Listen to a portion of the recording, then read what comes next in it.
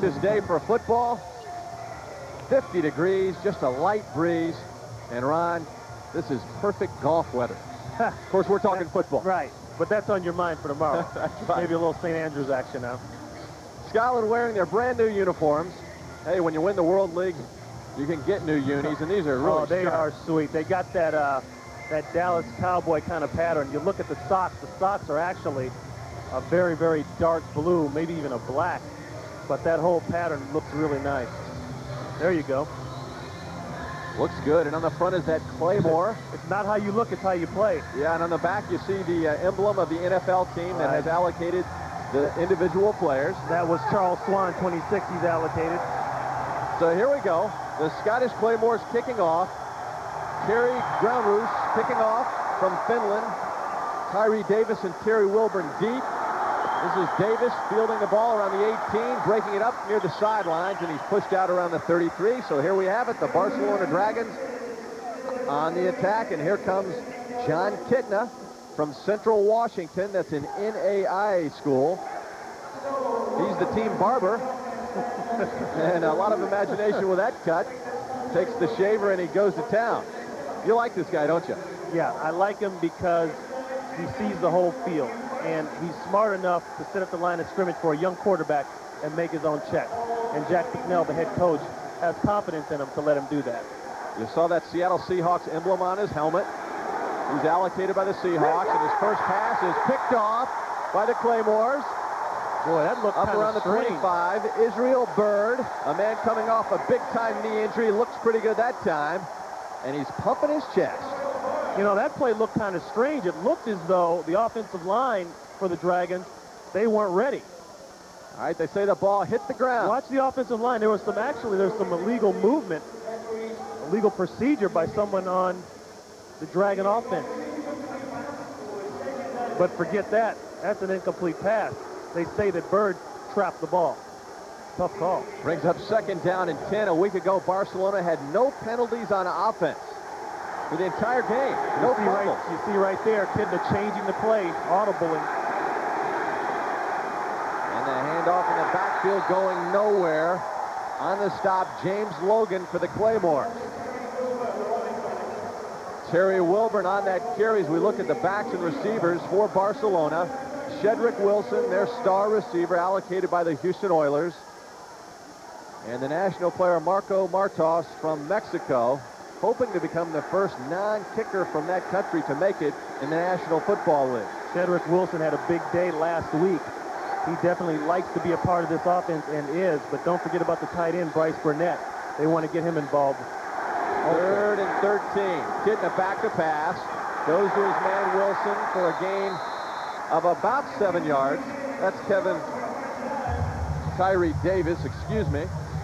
Yeah, that's a huge series for the Claymores, because coming into this game, they know one thing about what they saw from Barcelona last week. They have a wide open offense. They're going to pass the ball a lot, and John Kitna is going to check off and run anything he wants to at the line of scrimmage. Now, you saw that there. He tried to check off and go to something different, but it's key to stop them on their first drive and let them know that it's going to be a tough day. Jeff Beckley went to Boston College, was actually recruited by Jack Bicknell, his current head coach. At Beaton's block, the Claymores with a block kick, and the ball's down around the 29-yard line. James Logan on the block, and the Claymores got a turnover anyway. Well, one thing Jim Kreiner talked about being good on special teams. And it looks like right there, 56 Logan, he just beats his man inside. That's Bruce Presley, the up-back, was blocking, and he came with a nice rip move and beat him inside. Huge play.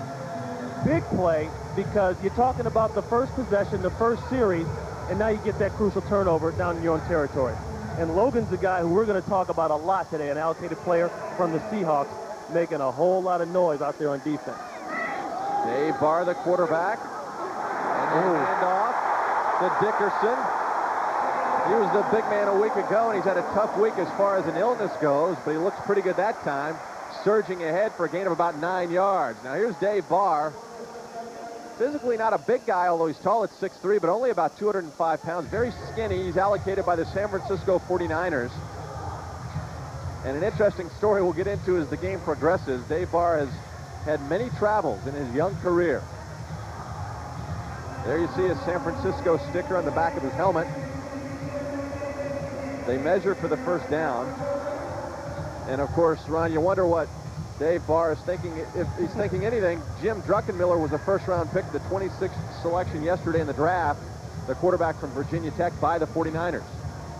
Well, Dave Barr, like you said, allocated by the San Francisco 49ers. He's not over here to be stressed out about the kind of tape he sends back to the States. He said, I'm over here to just play football again. And that's what happens when you're out of the game for a few years like he's been. He is just trying to enjoy the game again and get back into it. Second and short, and Barr takes it himself for the first down, much to the delight of the crowd here at Murrayfield. Let's check in with the backs and receivers now for the Claymores. Ron Dickerson is the man carrying the load from a week ago. Saran Stacy, we should see him later today. And the national player, Scott Cooper, his head coach says Cooper is the best national receiver in the World League. First and 10. Staying on the ground is Dickerson. A flag on the play. Dickerson found plenty of room to run. A gain of about 6 yards, but there is a flag down. Dickerson, we talked about Saran Stacy. We get a holding call there in the Claymores. We talked about Saran Stacy coming back, but last week it was all Ron Dickerson. 18 carries, 92 yards. Saran almost came back a week too late. That's right. Holding, number 76, offense. 10-yard penalty, repeat first down.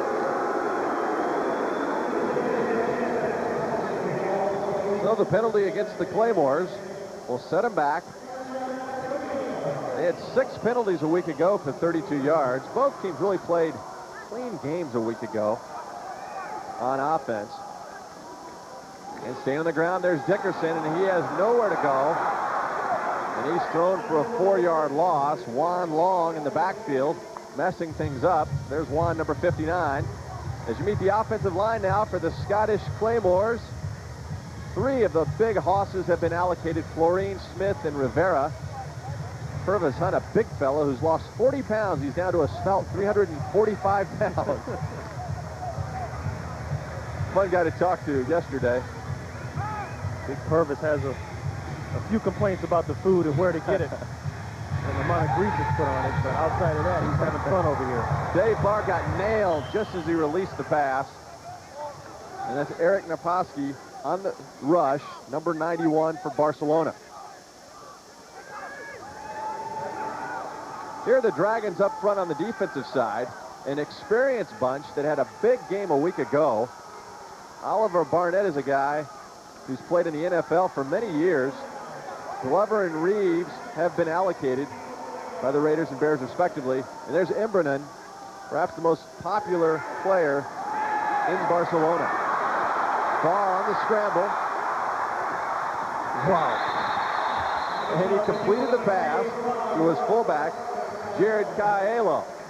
Yeah, the big thing for Barcelona today is their defensive line. You know, you look at their line, and they've got 2 guys who are allocated in Glover and Reeves, and then they've got Oliver Barnett, a guy with 6 years NFL experience. They are going to rely on the front 4 to dominate this game and let guys like Juan Long, the linebacker, and the secondary make plays. And you saw it right there. The rush got to Dave Barr, flushed him, and it was combined with some great coverage behind. So that brings up 4th down. And the punter, Spence Fisher, allocated by the Miami Dolphins, will come on to kick it away.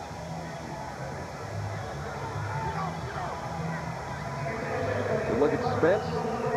Big guy at 6'3", 220 pounds, went to Duke. Tyree Davis deep for Barcelona.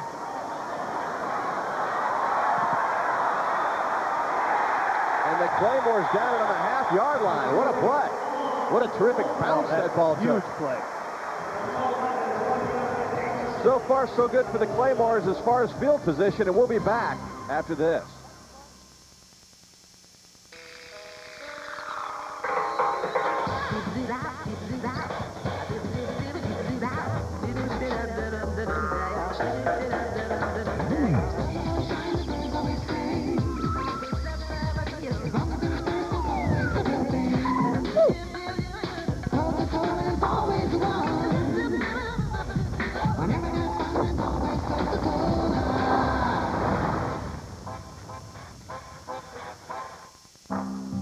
all started with this dime tip.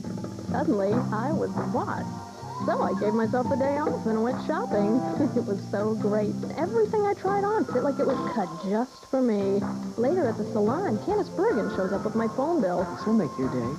Every call is just a dime a minute when I'm home, evenings and weekends. On the way out, I pass the dime on. Who wouldn't want a great rate like that? Call now for 200 minutes free. They're coming from Japan, from Russia, from everywhere, but they all wind up in the same place. The Wound & Wound Toy Company, one of the world's largest collections of wind-ups, LA's hottest movers, shakers, and big talkers. So bring your inner child, your real child, and your Visa card. Because at the Wound & Wound Toy Company, you won't wind up with anything. Using American Express, Visa, it's everywhere you want to be.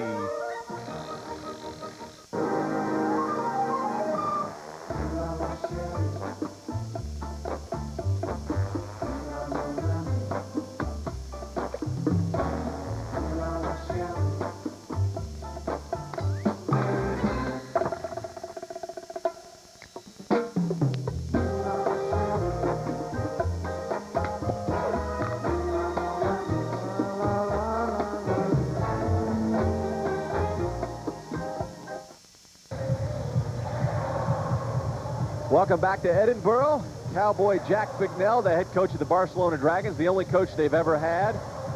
Earned that moniker while at BC from a New Jersey sports writer because of his love for country music, but he said, heck, I'm a New Jersey guy. Jim Kreiner, really a nice guy. Both coaches, terrific personalities.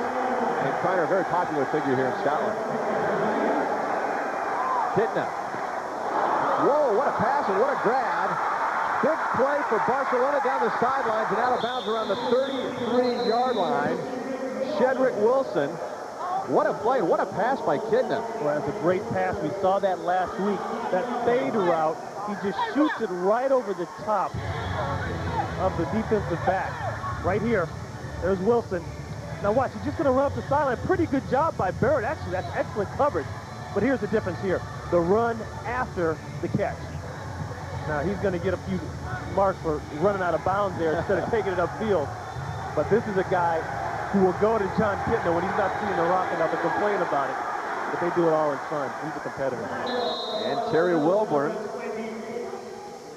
But boy, what a pass, though, by Kitna. And the guys up front gave him plenty of time as we look at the guys, the Hogs, I should say, for Barcelona.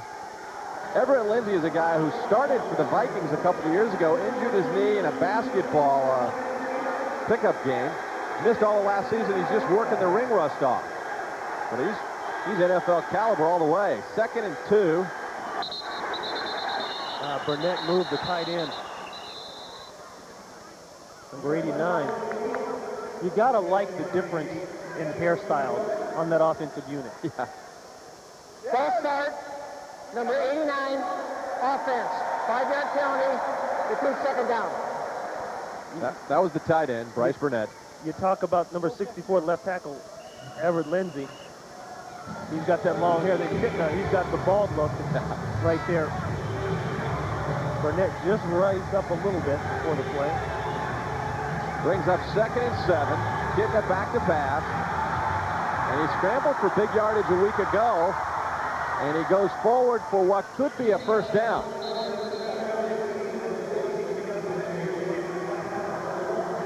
The Scottish Claymores on defense up front.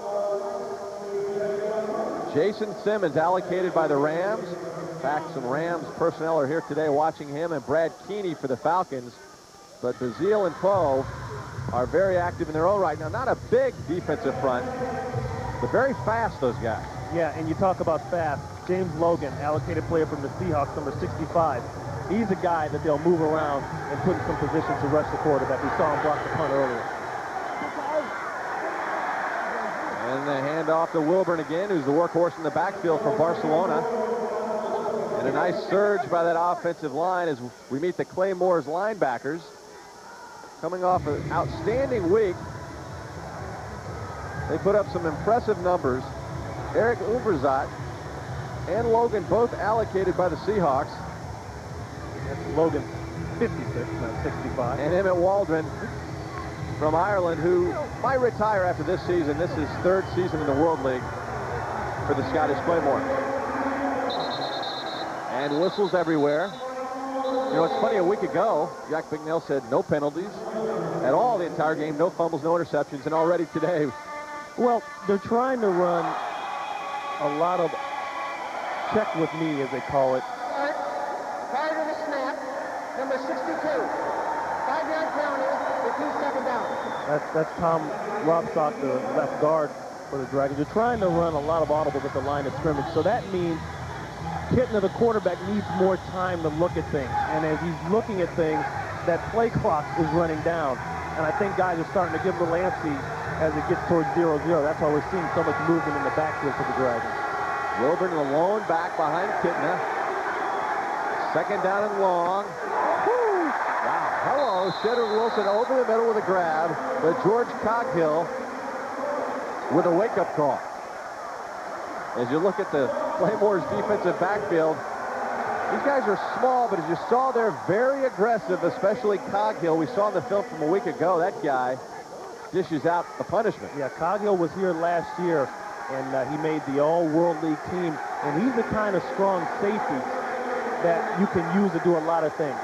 I mean, you remember guys like Leroy Butler with the Green Bay Packers. They put him in position to do a lot of things. They do that with Coghill. 3rd and 10. Going to his tight end for little or no gain. Sami Alawampi from Finland on the reception. Check that, that's Bryce Burnett. We just talked about George Coghill, how you can put him in different positions. Now, he's a strong safety. He usually doesn't have much man-to-man coverage. But right here, he's going to come down and put a nice hit on Bryce Burnett, the tight end, and stop the first down. So the Dragons line up for the field goal. It's 4th down as you look at Burnett, the man they call soft hands in Barcelona. And it's good. The Dragons on the board. Joe Wood has the Dragons on top. We'll be back to Edinburgh right after this.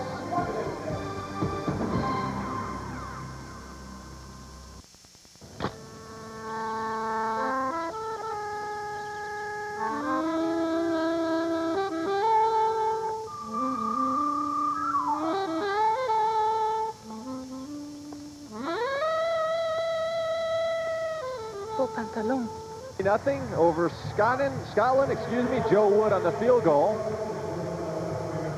7 plays, 59 yards. Wood out of the Air Force, allocated by the St. Louis Rams. And Joe Murphy with a handoff. And for good yardage is Eric Smith up around the 34-yard line. Roderick Green ran him out of bounds. Now, here are the rules that you might want to know for the World League. 4 points for field goals of 50 yards or more. The defense can score 2 points if they block a kick, intercept a 2-point conversion, run it back. It's a 35-second play clock, so it's a little faster than the National Football League. And different from a year ago when they had the college rule, you have to have 2 feet in bounds to make the grab. Dave Barr back to pass. Wide open and knocked out of bounds is Alan DeGraffenried. DeGraff, nobody was around him. Tell you what, this play is all set up by the play action. They stuck in all the linebackers. Look to the left side of your screen. You see 52, Willie Smith, and that opens up a zone back there for that throw. But it starts with the play action. Very effective on first down, especially the way the Claymores have been able to run the ball a little bit with Ron Dickerson. DeGraffenried was a walk-on at Ohio State. Barr again back to pass and scrambling for maybe a yard gain out of bounds. One thing I know that Jim Stoker, the offensive coordinator for the Claymores, is going to try to do today is get the perimeter run game going. The Dragons are so fast and so quick, and maybe even a bit undersized on the defensive line, that sometimes they pursue inside too quick. And Juan Long was huge a week ago as you look at the linebacking core for the Dragons. 13 tackles. Barr, play action fake. Way out. Yes, a good open run. Looking for DeGraff and Reed again. DeGraff and Reed, really an interesting story. He walked on at Ohio State, and over his 4-year career as a Buckeye, he gained 45 pounds. DeGraff and Reed right up there. He's just going to work on what they call a 7 route. He's going to go out to the corner and try to get away from number 20, Michael Wright. Wright does a pretty good job of pushing him out of bounds there, making that throw have to go high. He's got a broken finger, middle finger on his left hand. So it's amazing he can get any kind of hands on the ball at all. Leo Murphy. A gain of 8 yards, short of the first down. The Claymores will have to kick it away. Boy, Yo Murphy's a guy, MVP last year, World Bowl championship game. And talking to Jim Kreiner, the head coach, I asked him, why is this guy not been able to hook on? He says he thinks it's because of the label he had coming out of college. Coming out, he had a label as not being real fast, not having great concentration on certain balls, that kind of stuff. But since he's been here, this league has given him a chance to prove otherwise. And now he's got to make everybody believe right down to the last tee that he can make an NFL team. And that one just about brought rain. Spence Fisher had that terrific kick that was down in the half-yard line, puts it inside the 20. Whenever you can do that, it's a positive if you're a punter. I think he opened up the face of the club a little bit too much on that one. That was the 60-degree sand wedge that left it on about the 17-yard line. He got a nice draw, though. Now, the team leading the standings after Week 5 will host the World Bowl, and that's what happened a year ago when the Scottish Claymores were right here for the championship game. And if the host team leads the standings after Week 10, then the team with the second-best record would then qualify. That's how you get the two teams for the one-game World Bowl championship. Kitna at quarterback, John Kitna, the young man from Central Washington in NAIA school. On the blitz, lets it fly, and it goes out of bounds. There's Kitna. I tell you, what you do against a team that's trying to run audibles on you is you move around on defense. And that's exactly what they did. On your right side of the screen, George Coggill, a strong safety, moved around. He went on the line of scrimmage. That forced the blocking schemes to change. And as a result, the linebacker came right through the middle and forced Kitna to throw it early. But that kind of movement is something Jimmy Carr, the defensive coordinator, knows he has to do to throw off Kitna's rhythm and changing the plays on. And the draw play. Right up the pipe. Good surge by the offensive line. That's Michael Hicks, allocated by the Chicago Bears. Played last year for the Bears.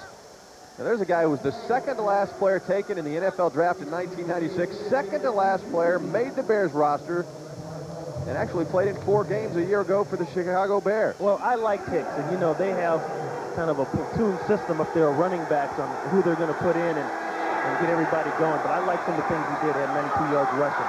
Wide open for the first down and more. And knocked out of bounds. Alfonso Browning. Doug Terry saved what might have been a touchdown. They found an open hole in that zone, and nobody was around. You see, nobody covered down on number 80, Alfonso Browning. And that's a coverage error. That's a mistake in the secondary, obviously. And when the Barcelona Dragons come out in a 4-wide out program like they're doing, it's easy to get those kind of coverage. But you have to have 4 corners that are on top of their game and can match up with anybody. And the draw play, a big gainer again. It's Michael Hicks from South Carolina State. And again, Doug Terry with a saving tackle. Now you come with the pass play, you get everybody all frazzled, then you come right back up the gut with the running play. And that's what they did. I like these backs that the Dragons are boasting with Wilburn and Hicks. Look at Hicks' numbers from a week ago. Heck of a tandem, those guys. You got a guy pushing 5.3 a crack. And you're not afraid to run the ball. See the first quarter going by rather quickly. 2.5 minutes to play. Kitna. Looking to Marcos. Marco Martos from Mexico. They call him Speedy Gonzalez. That's what his nickname is. One thing you'll notice, too, is the play clock, it's already short over here. It's 35 seconds as soon as the play ends. Unlike the United States and NFL, the play clock starts as soon as the referee puts the ball down.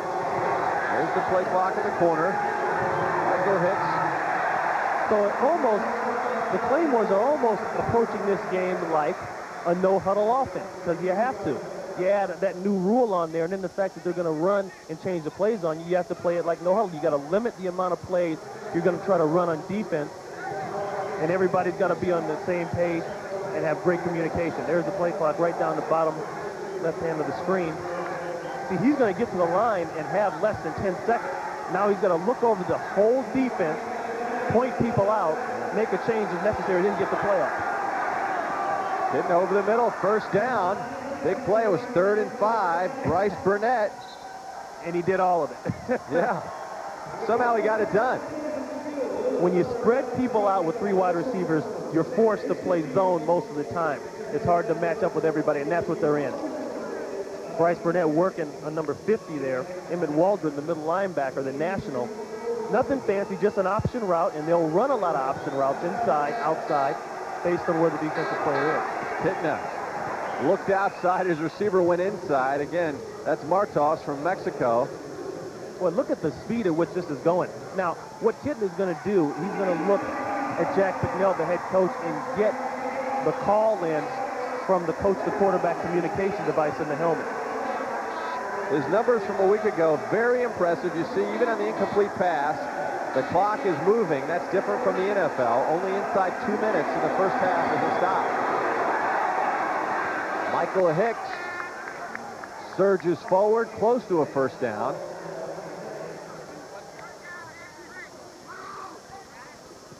And they quickly set the game clock. Look how long the Dragons have held the ball here. They've gone all the way down the field at a very hectic pace. Pretty much shot holes in the Claymore's defense as they get in the red area, but this is where the money time starts. Can you get it in the end zone? Hitting the whistles everywhere. And at the end of the quarter, didn't get the snap off in time. And we'll take a break. Barcelona controlling this game so far, and they're on top. 3-0 in Edinburgh. Whenever there's a say hello, whenever there's a touch and shake will follow, whenever there's a laughing at you, whenever there's it's a groove that we do. With the T-Top Cape, or the Papa at the top, it's a long way to speak. Oh, before the game, the power party. One of the fun things that the World League does before every game. And look at the fans having a great time. Really a family atmosphere. Boy, look at that guy there on the right. He went all out. Yeah. Everybody goes all out here, the fans do. You notice that everybody's painted up. A lot of soap and water used. It's a fun atmosphere. Kidna having a lot of fun right now. 3rd and 5, looking for the touchdown, and it's intercepted in one zone. Doug Terry. Wow. It's Charles Swan. Charles Swan, yeah. You know, that's the same play that the Dragons scored on last week. Just a quick fade over the top. That's good scouting and good film watching by the Claymores. He's just going to throw it up and let Shedrick Wilson run under it. But Swan knew where that ball was going, and he got on top of the receiver. But the difference is he makes the catch. And the difference here from last week, Kitten throws the pick instead of the touchdown. Charles That's Swan. a great catch, though. That's a great catch. Something happened, and it looked as though Wilson, but apparently they're not going to give him the interception. All right, they're calling it. They're calling it off. That's right. Jesus Angoy from Mexico, the national kicker for Barcelona. Whoa. They declared that he trapped that ball. Delay on the offense. 5-yard penalty. Repeat 4th down.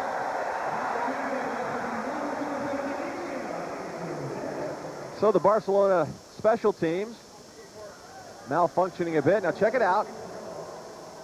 Yeah, I think it was a good call. Yeah, I think it's a good call too. The rule is if the point of that ball hits the ground, they're going to call it a non-catch. Jesus Ngoy. No. No good. Yanked it left. We talked to Jesus before the game. He was kicking on this side of the field, and his English is not real good, but he said his leg felt good. And we asked him about kicking off the tee and everything, and he was happy with it. But I know he's not happy with that kick there. As we look at the national player rules, 7 nationals per team. 1 must play every other series. You have to use 1 in all special teams, and the national kicker must attempt all PATs and the short field goals. And you see that underneath the first down marker, the stars in a circular rotation. That's the, there you go, Ron. Thank you for circling that. Not the greatest circle in the world. That designates a national down. So a national player is in now for the Scottish Claymores on offense. That was teamwork there. Mitzi, I appreciate that. Dave Barr with a completed pass. You saw the flag. Yo Murphy on the reception.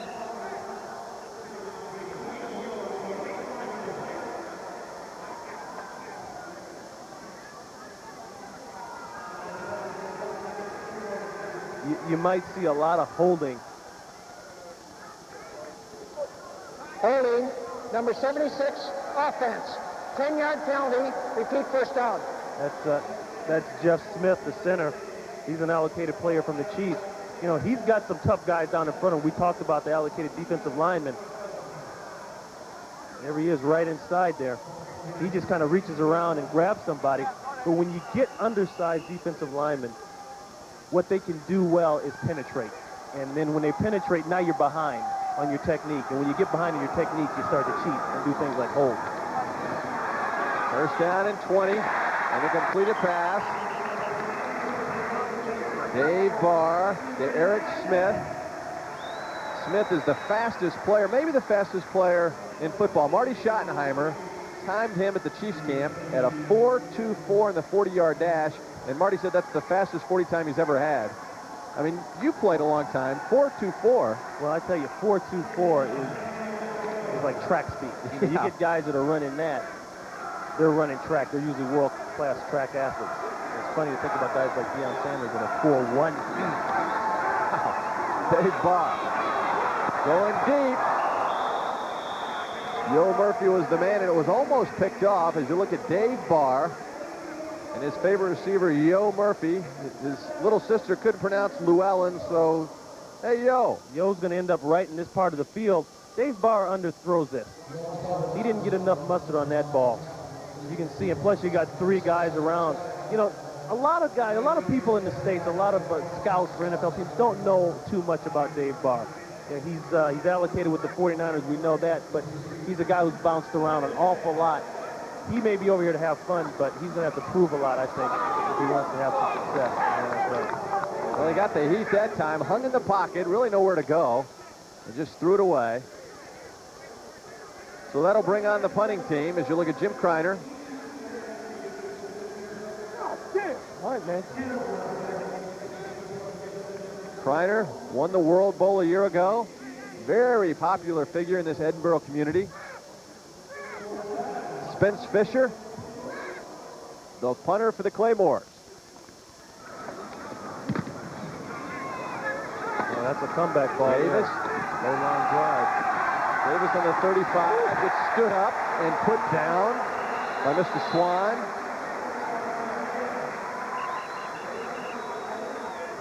You know, what did Jack McNeil say to us the other day? He said, the one real concern I have are the special teams. You know, we didn't have any penalties last week at all on offense or defense, nothing. And the one penalty, the one problem we had was on special teams. And now today we've seen some problems on special teams. They've already had the one kick block.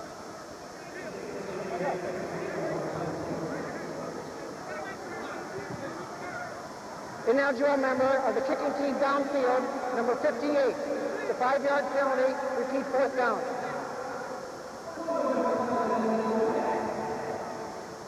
So they'll re-kick. The Claymores will re-rack.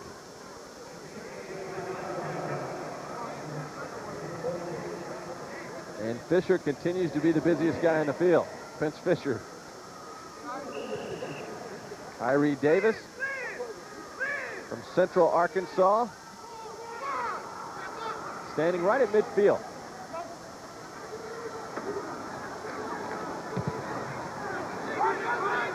Fields at about the 45. He gets it up right at the 50-yard line, and that's where the Barcelona Dragons will start. Good field position. James Logan.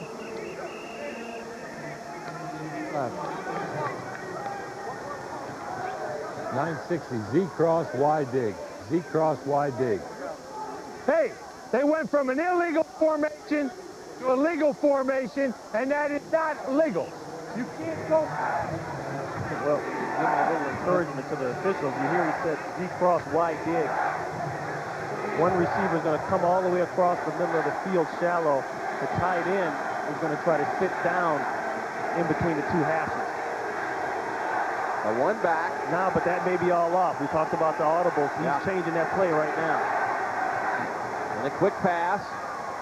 Boy, that's the advantage of having a quarterback that can think on his feet. And you don't see that a lot from young quarterbacks. He got the play from Jack Bicknell. You heard that. But now he comes to the line of scrimmage and says, based on what I see, this will work. He is in tune with what's going on in the playbook. Oh, my God. One of the fascinating things about the World League, each head coach is mic'd every week on the sidelines.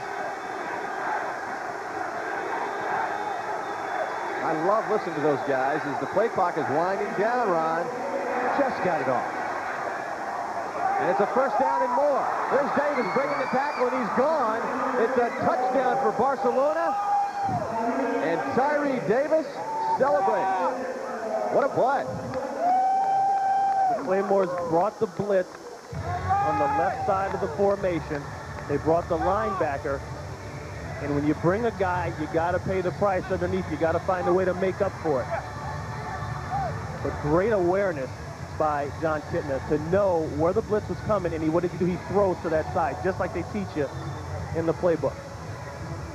That is a cool customer. Got a cool lid, too. Yeah, John Kitna led his team, Central Washington, to the NAIA national title. His family's watching on FX in the Tacoma, Washington area.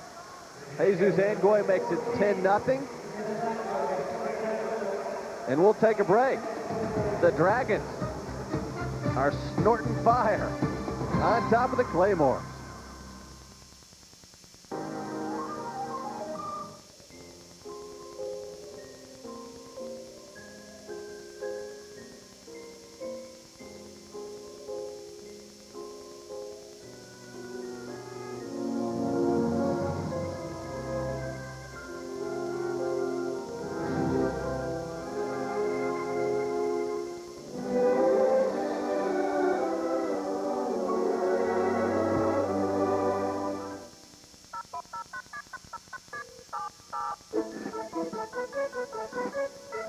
This is the sound of small businesses doing more business with Fridays free. They're doing more because thanks to Sprint, all their long distance on Fridays is free. While the rest of the week, they're still getting Sprint's low flat rates. Even better, call now and get Fridays free until the year 2000 with no term commitment. Call 1-800-598-5000 for Fridays free. Only from Sprint Business.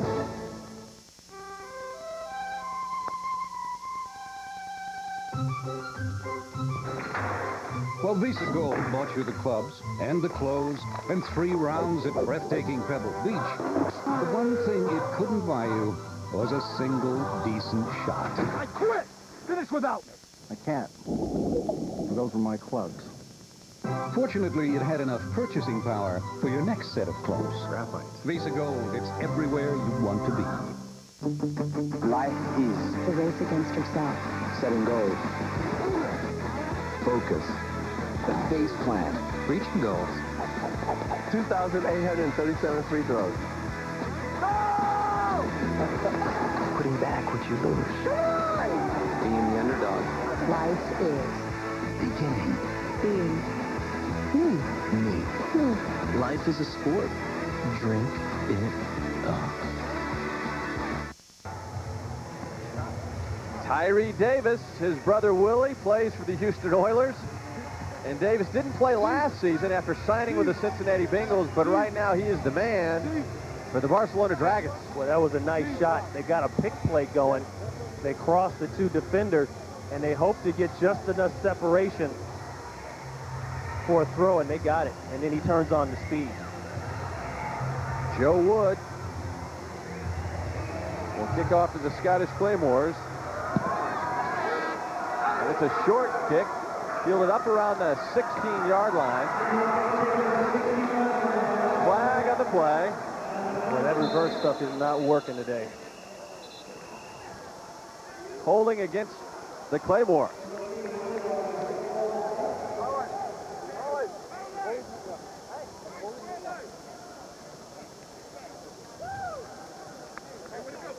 Holding, number 93, on the return team, 10-yard penalty, first down.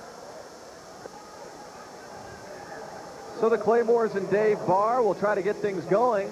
Barcelona has been very impressive, aside from a few penalties.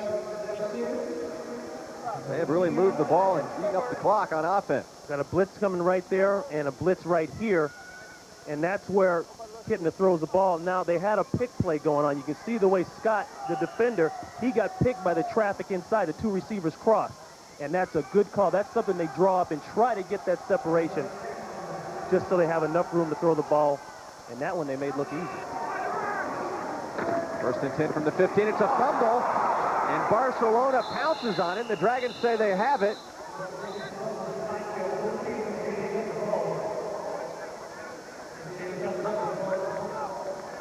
But it's the Claymores who retrieve possession. You never trust those players. 5 Barcelona guys said we have it. Never trust the defense. See there, Dickerson never really got the ball, but the reason he never got the ball, he was worried about getting his block knocked off because somebody penetrated so fast he was in the backfield at the time the handoff was made.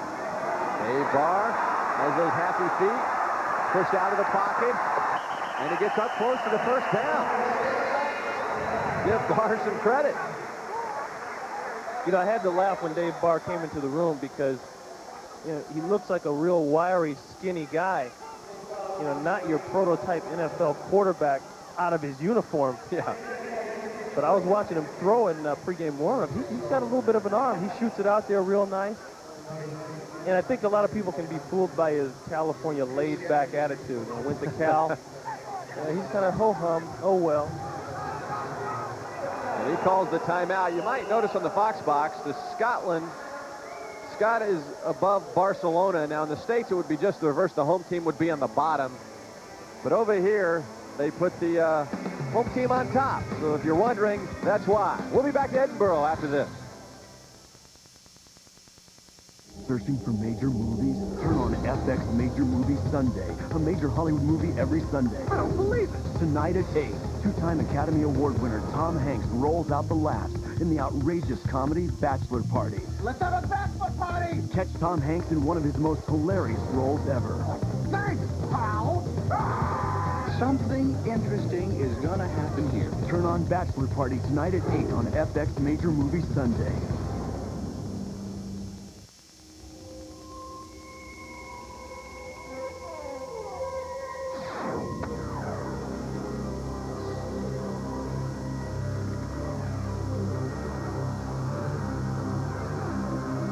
I don't use a blindfold in games.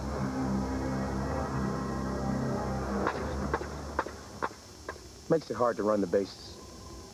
Tomorrow, the New York Yankees take on the Chicago White Sox, or Toronto meets Anaheim, only on FX. Remember those great rock and roll bands? Now you can rock again with the great rock and roll instrumentals. Rock on with 22 fabulous hits from the great rock and roll instrumentals. Only $9.99 for compact disc or double-length cassette.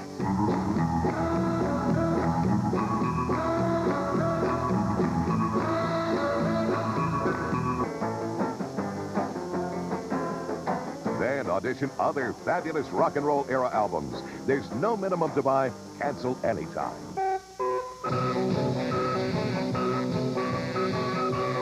So call now and let the good times roll again. To order your great rock instrumentals, call 1-800-843-6611. That's 1-800-843-6611. Or send $9.99 plus $3.50 shipping and handling to the address on your screen. Jim Kreimer, the head coach, Kreiner of the Scottish Claymores. His team behind, big third down play, third and short. Lives in West Yellowstone, Montana, loves to fly fish. We talked about that yesterday. And the big fullback gets piled up right at the line of scrimmage. He might not have made it. Let's listen in to the head coach. Yeah, they gave it to him.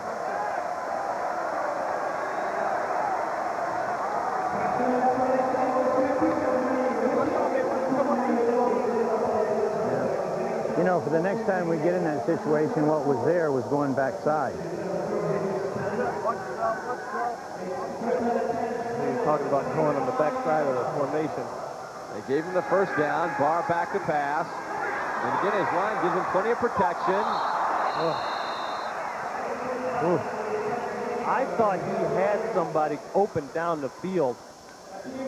And for some reason, he just couldn't let go of it. I mean, he stepped up. The protection was decent. He had a nice pocket.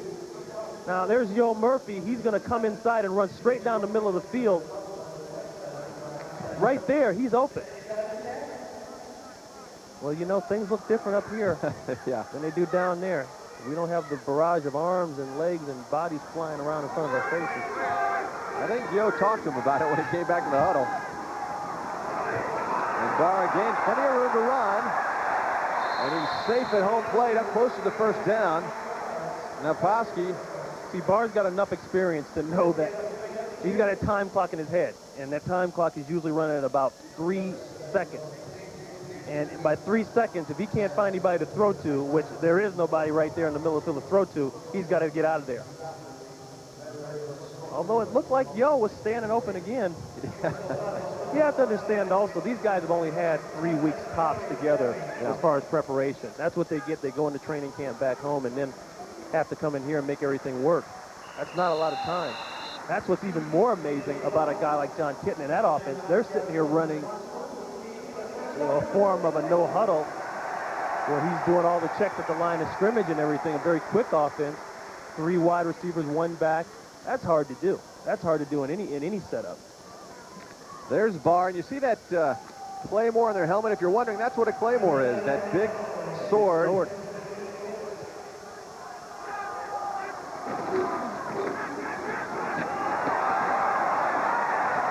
Positive yardage for Ron Dickerson. We still have not seen Saran Stacy. Carl Reeves on the tackle. Dickerson, a guy who played with the Kansas City Chiefs back in 1993 and 94. His dad is the head coach at Temple University. And he's had a rough week. Didn't feel too well this week. Well, yeah, a little a virus or flu or whatever you want to call it went around. It wasn't necessarily food related, but it got about 5 or 6 guys on the team. I'm not so sure that that's having an effect today. Dickerson. Sidestep 1 tackle, but then ran right into Eric Naposki. In fact, going back to Dickerson, he was in the hospital. And there's Saran.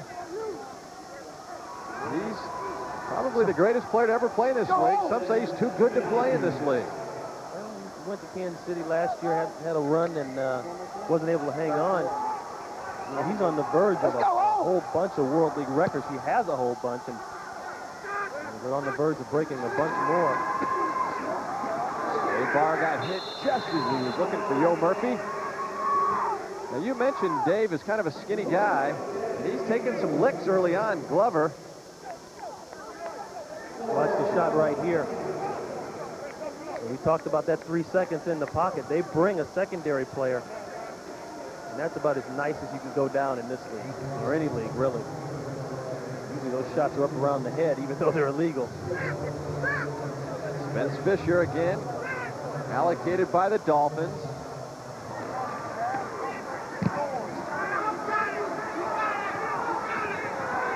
Tyree Davis, the man who caught that touchdown. Right up the middle to about the 29-yard line. And that's where the Dragons will take over.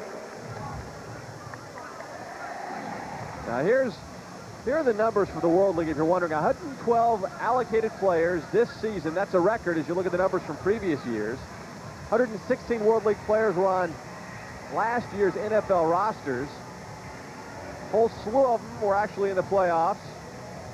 And the quarterbacks are the big thing, I think, Ron, because a lot of people send these guys over, like the Seahawks have allocated this young man. Yeah, but the thing that's funny is John Kitna here coming out of a small school. He's starting Stoney Case, an allocated veteran, backup quarterback. He's on the bench. Case got hurt and missed the scrimmages, but I'm not so sure that Bicknell isn't all that unhappy with the fact that Kitna had to start it off. Waldron on the tackle, but Kitna again.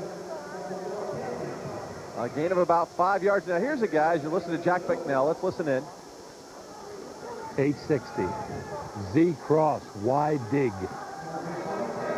Well, that's the last play, the same play he called last time. They're still going to try to get that ball underneath, real shallow, to a wide receiver or in the middle of the field to the tight end. Looks like he's going to go with the play. 2nd and 4. And another first down. Yep, and that's exactly what he called. Alfonso Browning, he represented the Z on the other side of the field, the Z receiver, as they call it. And he came underneath real shallow. It's only about a 2-yard route, but that's something that comes from, I want to say, the West Coast offense, the West Coast school of offense. Real shallow routes, real narrow routes. Get the receiver the ball and let him run with it. How many times have we seen Jerry Rice get the ball, short yardage, and run a long ways with it? First down, gonna look out from behind. The sack. Jason Simmons, young man from Ohio State, allocated by the St. Louis Rams. The Rams have allocated a lot of players here today.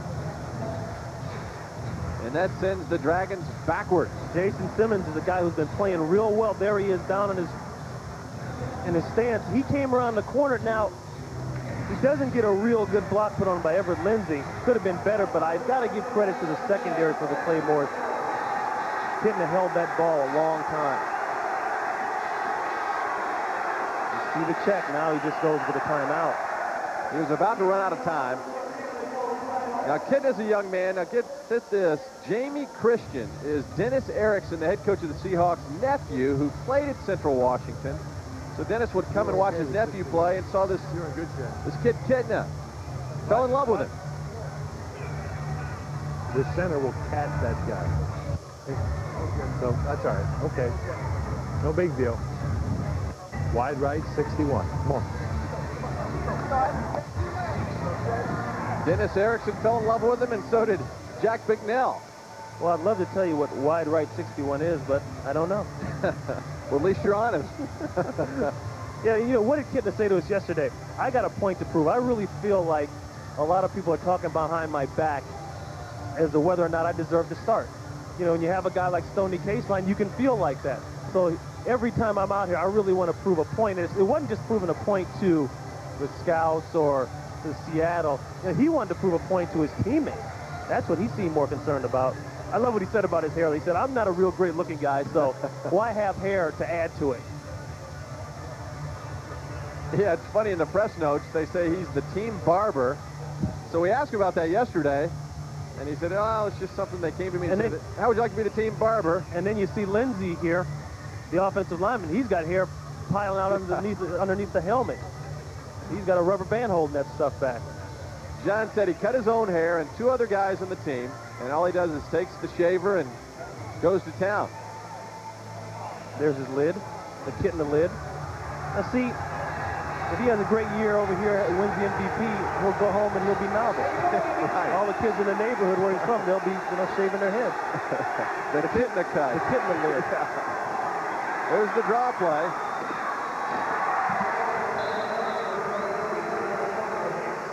James Logan on the stop. Michael Hicks on the carry. Slots right.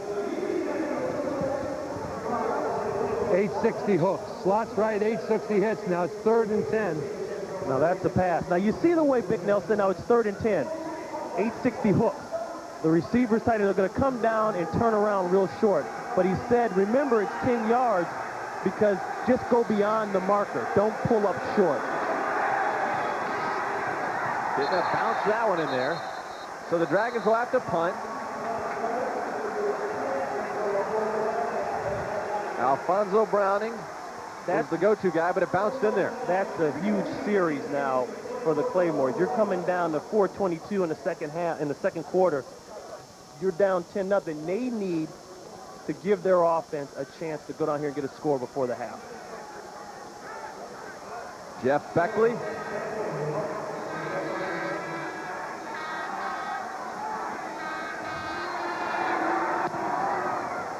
A long line drive punt. It sends Martin back to the 5. And he gets out around the 13-yard line.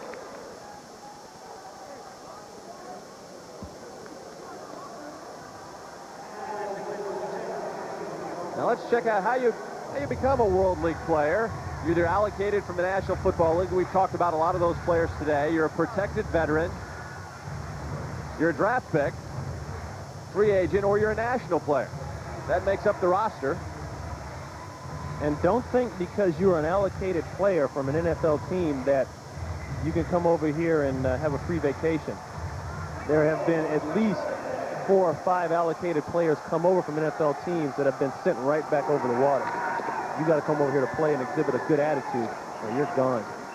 Dickerson on the carry. Now the team, the roster includes 42 players. You have 34 active players, 7 nationals, which we talked about, and you have the 1 inactive practice quarterback, just like the NFL. And Dave Barr, you see that 49ers decal? He is an allocated player by the 49ers. Yeah, there it is. I tried to circle it, but he's too quick. Right guard. Down. Looked like Matt Joyce picked up a little early, number 77.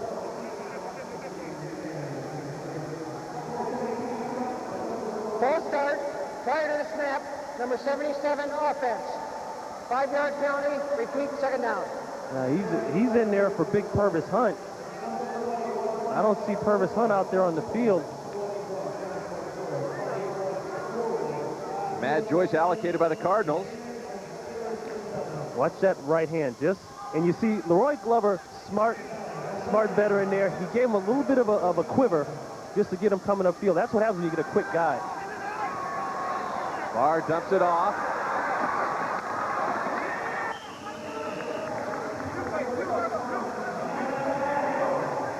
That's the fullback, Jared Caiello. Let me show you why Matt Joyce jumped on that last play.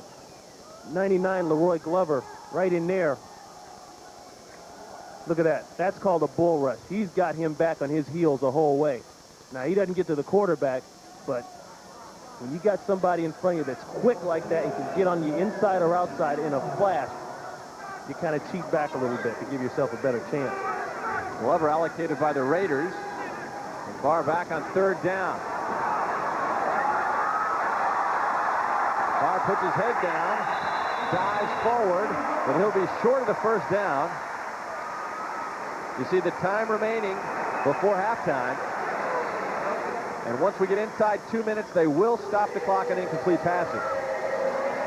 I like some of the decisions Barr's making here. Of course, he didn't have a choice, but you know, this is a matter of life here. But he's got a good feel when the pocket is collapsing. That's not necessarily what you want your quarterback to have. That means he's used to getting a collapse.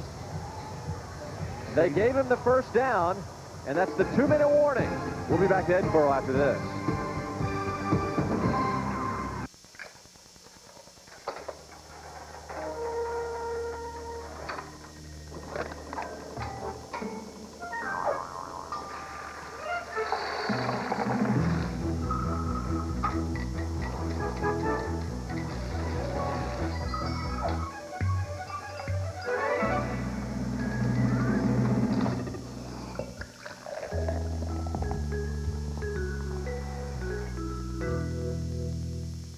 Searching for an inside look at the American dream?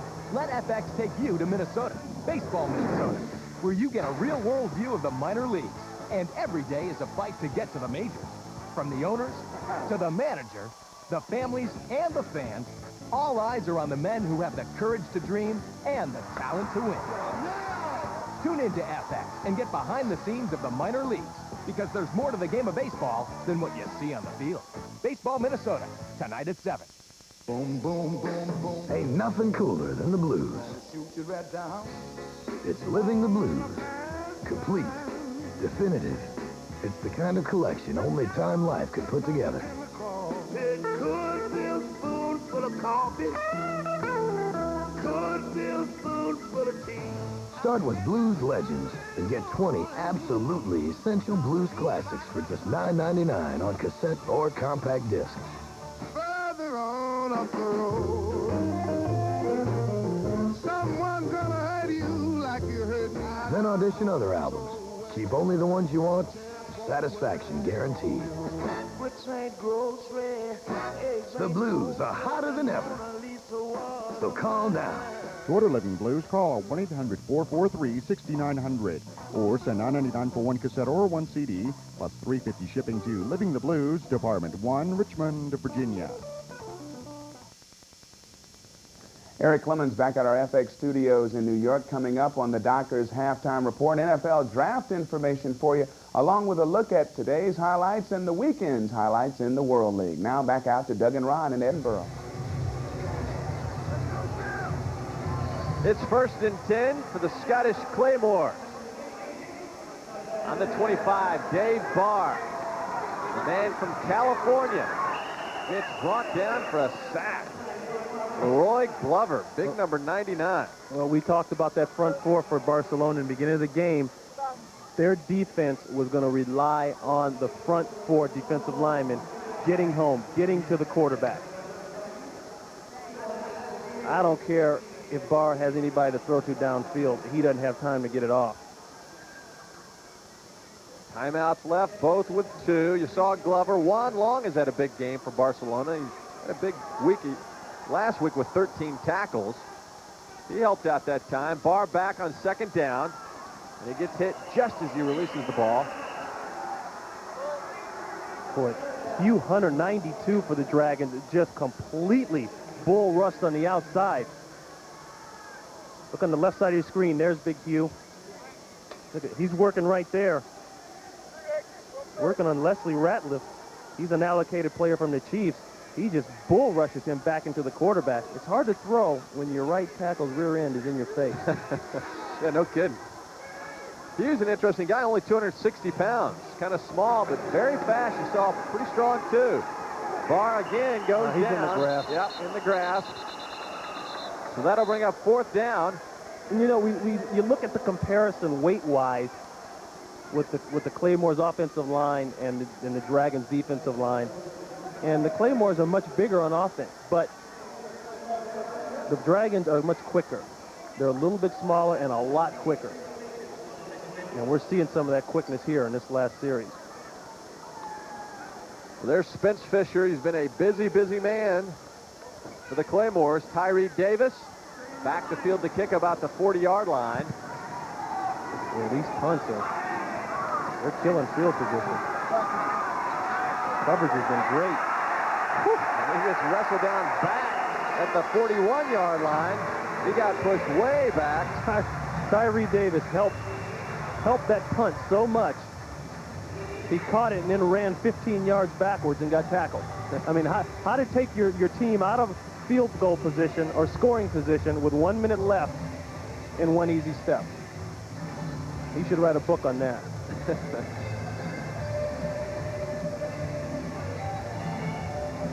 John Kitna has been impressive today. 10 of 15. That one touchdown pass to Tyree Davis. Time is not a problem for this young man. Here is where you're going to see a difference between offenses. Dave Barr and the Claymore's offense, you know, without a Saran Stacy, they don't look like they have the tools right now to run anything quick, as you saw in that last series. Now, watch John Kitna. You know, they have been running a form of a hurry-up offense all game, all last week. This should be fairly comfortable for them to go downfield and at least get in a scoring position, provided he doesn't make any mistakes. First down for the Dragons. The 41. Going deep. Shedrick Wilson was the man, and Shedrick's letting the man in the stripes know that he thought he was held up a bit. Well, Shedrick, he's used to that. He'll let the quarterback know when he's being held or not getting the ball. What did he say last week? He didn't throw to him 3 straight passes. He went back to the huddle, and all of a sudden he's all over John Chitna.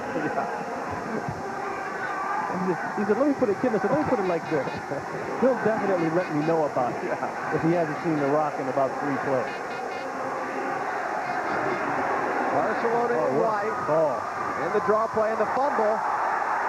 And Wilson was right there to hop on it. They better get on the ball and call timeout.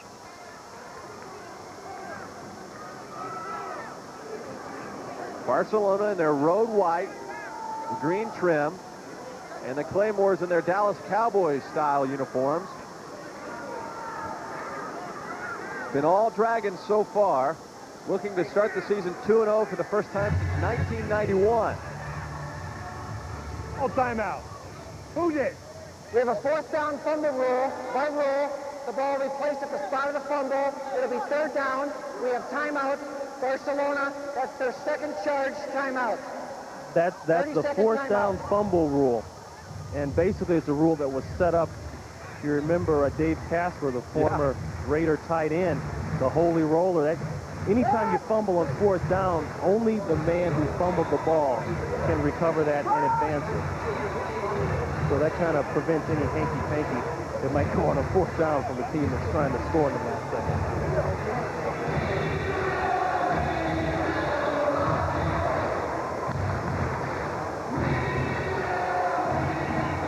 Let's go. What's mine, Jack? Where's his? Where's mine? Jack's looking for What do you got, Jack? There were a lot of headsets there, and Jack couldn't figure out which one was his. He's about to rip Kitna's off. He said, all right, I need this. Let's go. John Kidney, you see Everett Lindsey there, the big left tackle, who started for the Vikings a couple of years ago. 3rd down. And Kidney in the grab.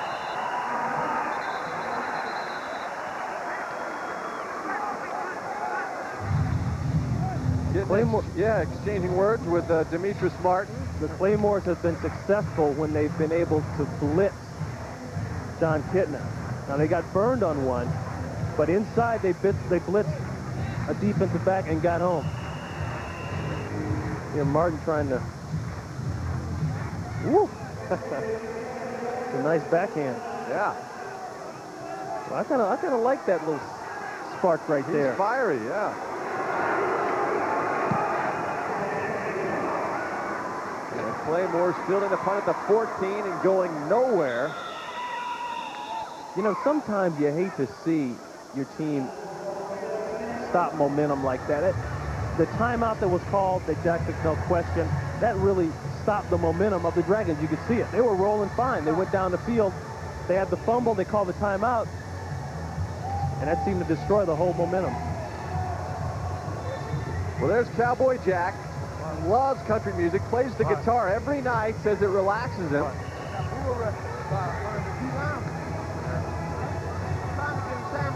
He has quarter horses, cutting horses. Yeah, I think that Cowboy Jack moniker fits. And Dave Barr goes down on one knee, and that'll end the half. Did not see Saran Stacy, their all-world player from a year ago who just joined them this week. And the Claymores at home. Didn't lose here a year ago. They trail Barcelona by 10.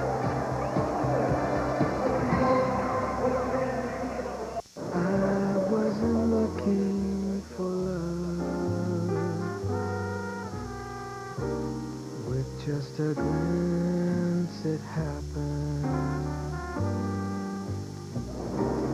Love came looking for me. Get out of the way.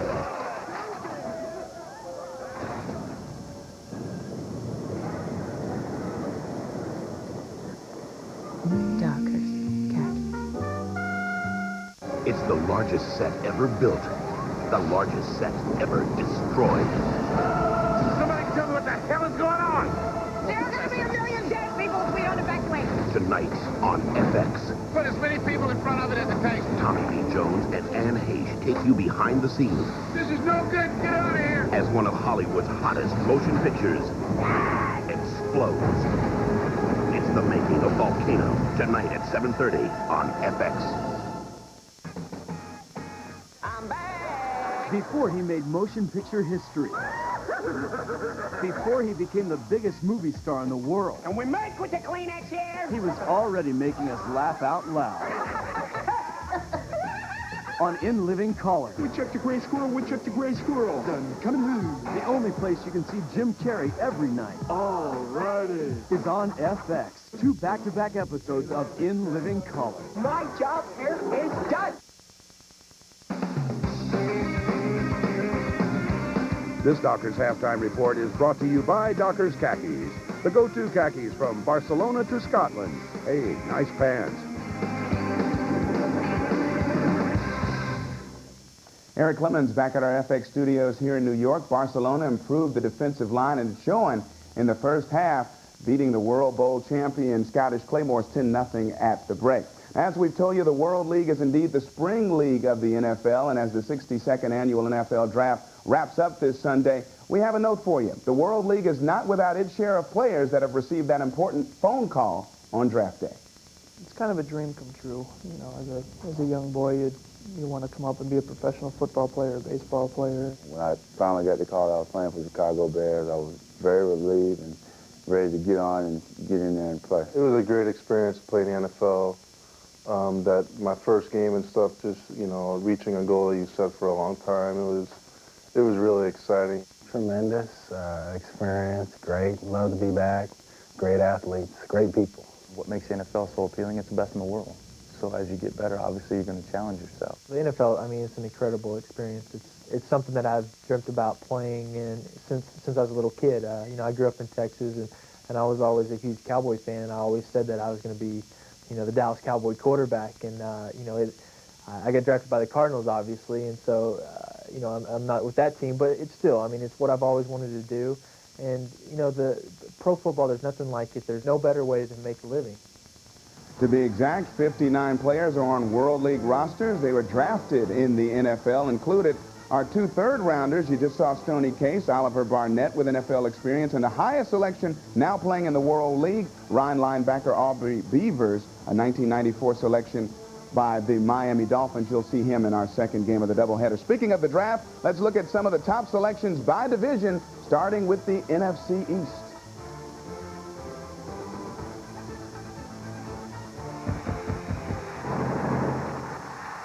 It's probably got to be the one-handed cat. Ball is in the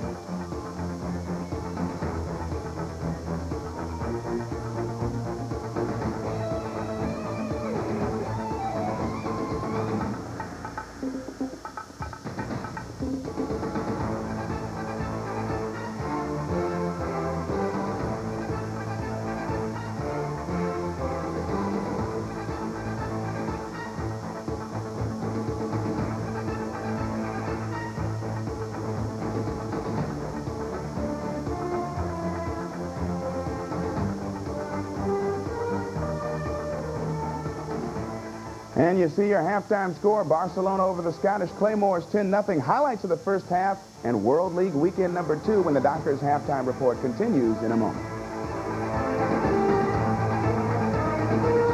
Searching for an inside look at the American dream? Let FX take you to Minnesota, baseball Minnesota, where you get a real-world view of the minor leagues. And every day is a fight to get to the majors. From the owners to the manager, the families and the fans, all eyes are on the men who have the courage to dream and the talent to win. Tune in to FX and get behind the scenes of the minor leagues, because there's more to the game of baseball than what you see on the field. Baseball Minnesota, tonight at 7.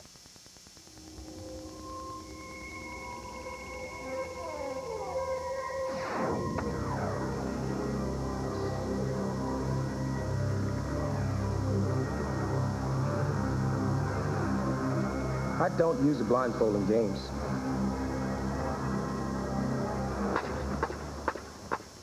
Makes it hard to run the bases. Tomorrow, the New York Yankees take on the Chicago White Sox, or Toronto meets Anaheim, only on FX. The hum of the saw, the wail of the drill, the rhythm of the plane. If you love the music of woodworking, listen to this free TV offer. It's 101 shop tips, packed with secrets from the pros like a jig for routing evenly spaced dados, straightening uneven edges. You'll get 101 time-saving tips, and you get it free when you order cabinet making for just $9.99. Packed with hundreds of full-color photos and illustrations, cabinet making shows you how to master every cabinetry technique and get picture-perfect results. Preview future volumes from The Art of Woodworking with no commitment to buy. Use your credit card and get this video, Shop Secrets from Master Craftsman, free. So call now to order cabinet making for just $9.99 and get 101 shop tips free. Use your credit card and get your free Shop Secrets video. Call now.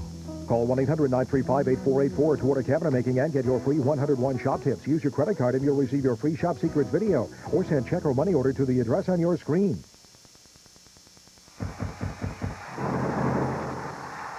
It's probably got to be the one-handed catch. You know, the ball was in the air, and I kind of felt that the ball went a little slower. It looked like it was slower, you know, than normal, and I just knew I could get to it. And then once I brought it down and the crowd went crazy and I saw my teammates running at me, you know, it was just, you know, I wanted that moment to sit there for a while, as long as we won the game, you know. But it was a great feeling. It was a real good feeling. I don't care if you have no feet in. That catch was a great one. I mean, that was a one-hander on a hot and spicy ball that was thrown out there.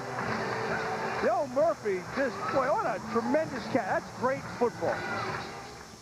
I agree with Matt Millen there. That's a great catch no matter what league you're watching. One-handed, head out of bounds in the end zone for Yo Murphy. Now, Scotland returned to Murrayfield Stadium, and the place they played that World Bowl game that you just saw, and the fans were ready for them to defend their title at home against the Barcelona Dragons. They expected a lot more than they got out of their heroes in the first half. Barcelona striking fast. John Kidd to Seattle, hooking up with Houston's Shedrick Wilson, making some moves on the near side. 53 yards later, he's out of bounds, led to a Barcelona field goal, and head coach Jack McNeil said, hey, I like that. Scotland's Dave Barr trying to bring his team back, hitting Alan de Graffenried, and de Graffenried goes for 29 yards on this pass, but Scotland couldn't convert, and Jack McNeil cheering his team on. Second quarter, Kitna hooks up with Tyree Davis, who breaks away from everybody, 45 yards for the score, and that's where we stand. Barcelona playing strong along the defensive line. They lead it 10-0 at the half, and the Claymores 6-0. They've won 6 straight at home. Now on yesterday, Waldstadion, the site, Frankfurt Galaxy welcomed back home by 30,000 plus. First quarter, Chad May pitches to running back Bobby Phillips of the Steelers, and he turns on the speed, 65 yards for the score. He had 13 carries, 141 yards, 10-0 Frankfurt. Later in the quarter, May handing to Vernon Turner. The Frankfurt line opening big holes all game long. Turner 27 yards, setting up a Frankfurt field goal. In the second, Amsterdam's Mike McCoy on in relief, sacked. As he tries to roll out, Don Reynolds is there, and Al Luganville says, hey, maybe it's going to be a pretty long afternoon. Third quarter, McCoy passes to Masato Itai from Japan, 17 yards, setting up this score. Fourth and goal, McCoy rolling out, hitting John Davis of the Buccaneers, 16-10, the deficit cut to just 6. Frankfurt, though, held on because of defense. Mike McCoy sacked by Oscar Sturgis of the Miami Dolphins. The Galaxy defense 6 sacks. Frankfurt 422 yards of offense. Amsterdam just 137, and the Galaxy winning that one 19-10. Now we're just about to kick off the second half of play. Doug and Ron will be back to have the action. Can the Claymores come back at home? We'll find out in just a few moments. FX Late Night presents Tom Skerritt. Your real name is Walter? I was a man. Now I'm a woman. Emmy winners Ray Walston, Five-ish Finkel, and Kathy Baker. I have a sexual appetite. Is that all right with you?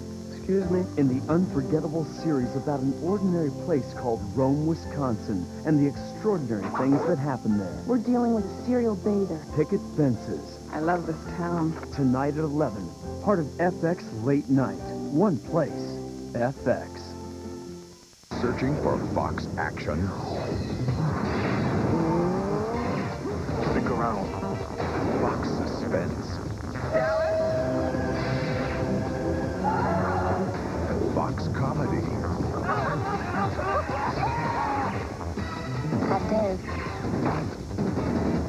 Searching for the power of Fox movies? You'll find it on FX. Fox Gone Cable. Searching for the heat of Miami? Turn on FX Late Night and discover the excitement, the intensity. You pulled the trigger. Live with the responsibility. And the danger. No! Don Johnson, Philip Michael Thomas, and Edward James Olmos star in Miami Vice. Tonight at midnight, part of FX Late Night. One place, FX.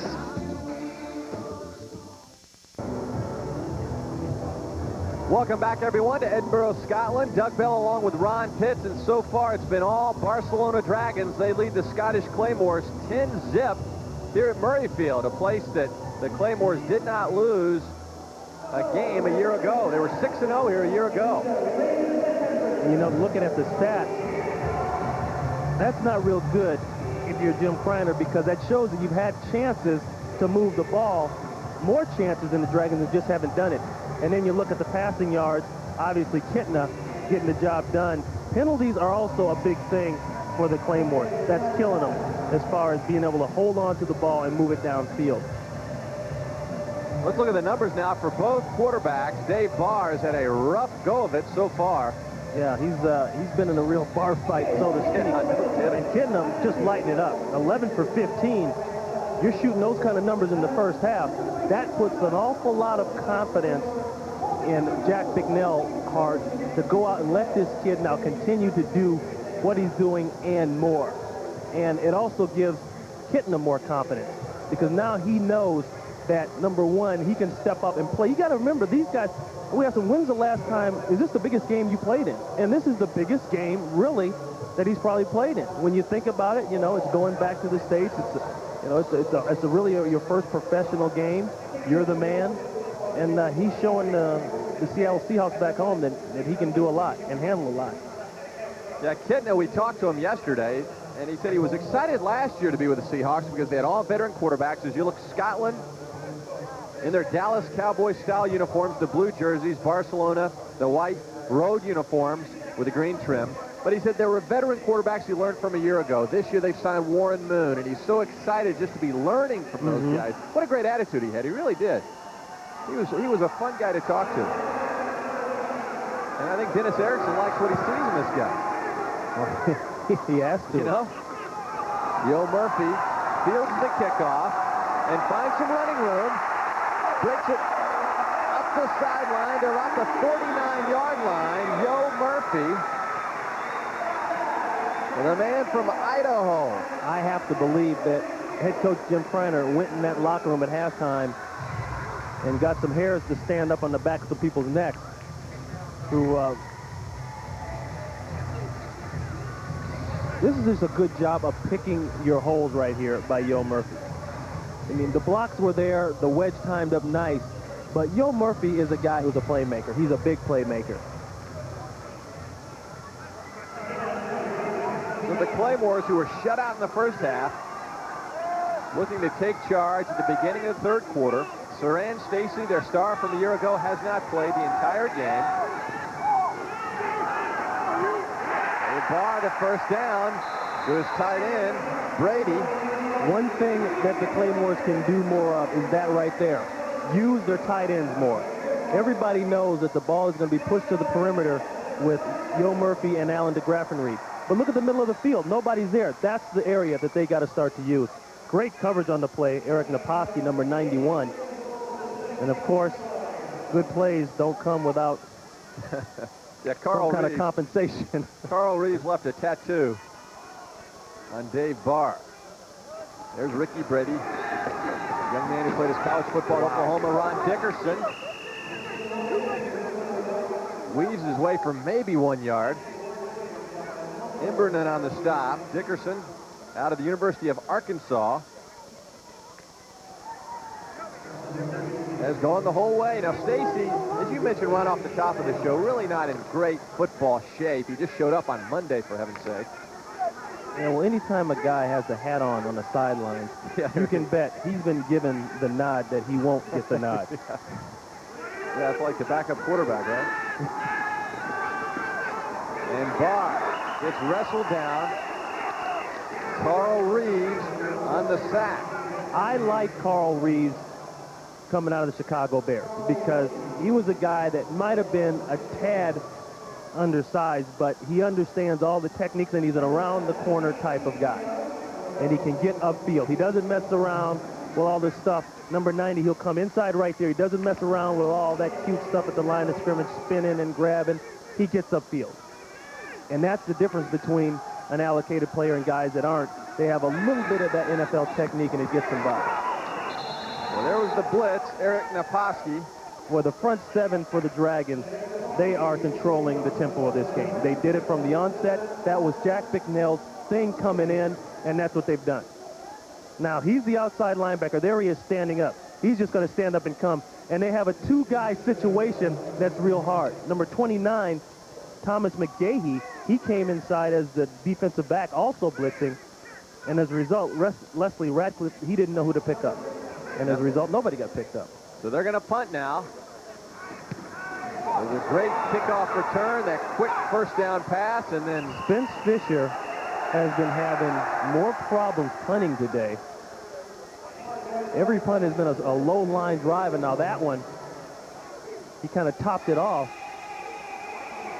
A little minor scuffle in the middle of the field, and Spence is shaking his head. You know, he had that great punt that was down in the half-yard line, his first punt. Yeah. But then ever since then, it's been trouble. Now he gets to put the hat on.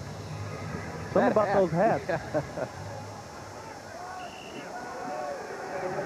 Off the side of the foot.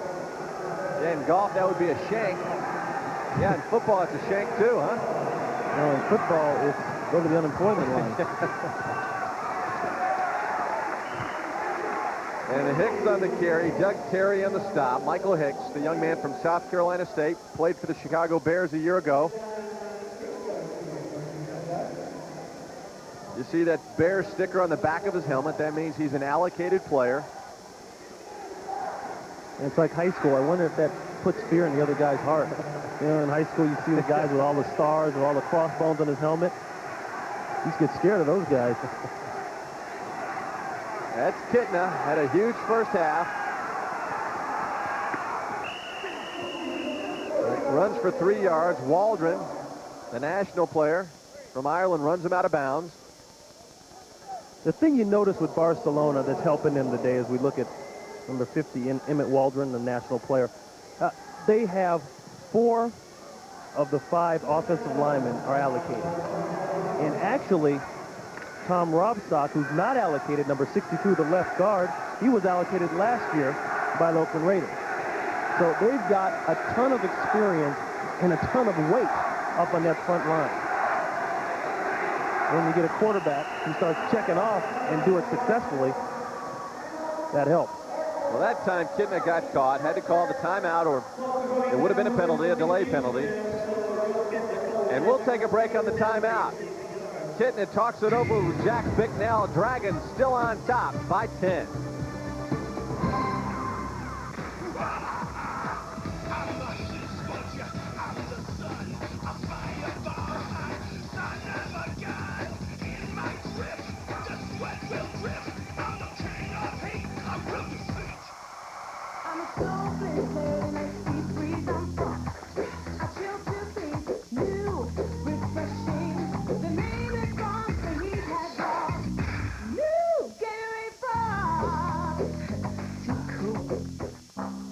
It all started with this dime tip.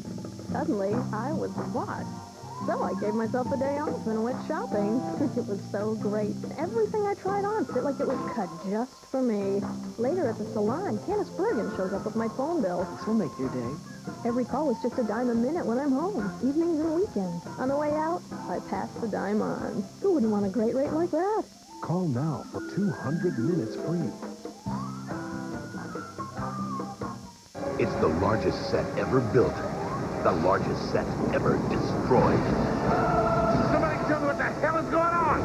There are going to be a million dead people if we don't evacuate. Tonight on FX. Put as many people in front of it as it takes. Tommy Lee Jones and Ann Heche take you behind the scenes. This is no good. Get out of here. As one of Hollywood's hottest motion pictures explodes. The Making of Volcano, tonight at 7:30 on FX.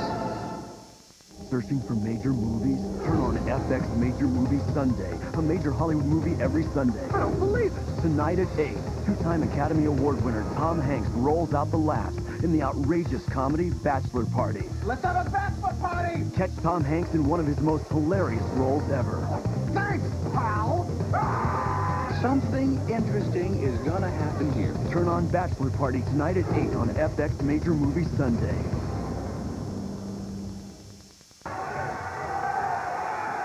The Dragons on top of the Scottish Claymores by 10. It's 3rd and 5.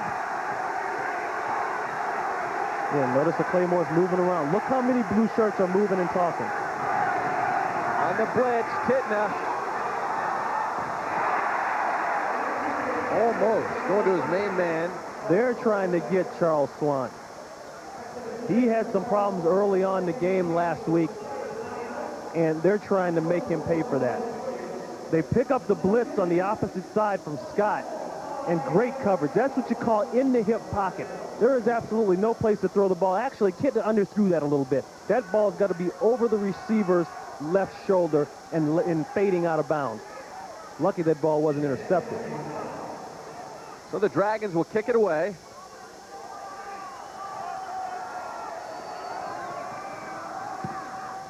Jeff Beckley gets a good bounce. Fielded at the 18. Woo. By Eric Smith. And he's tackled around the 21. Good look at Beckley as we look at the schedule for next week in the World League. Amsterdam against London. And remember, the home team is on the left as opposed to if you're watching an NFL game, let's say in the States, they would be on the right. Like driving. Yeah, exactly. Although we did a good job with that yesterday. That's right. We caused several accidents. Our producer, Jeff Cowan. Jeff, he was the man. Was actually driving a stick shift with the steering wheel on the wrong side. I mean, he's multi-talented. Yeah, I was impressed. Those roundabouts. I think he deserves more money for that. Dickerson dropped for a loss of 4. Mike Foley spent 1996 on the Patriots practice squad. Allocated now by the Redskins on the stop. Number 97. See, penetration that fast.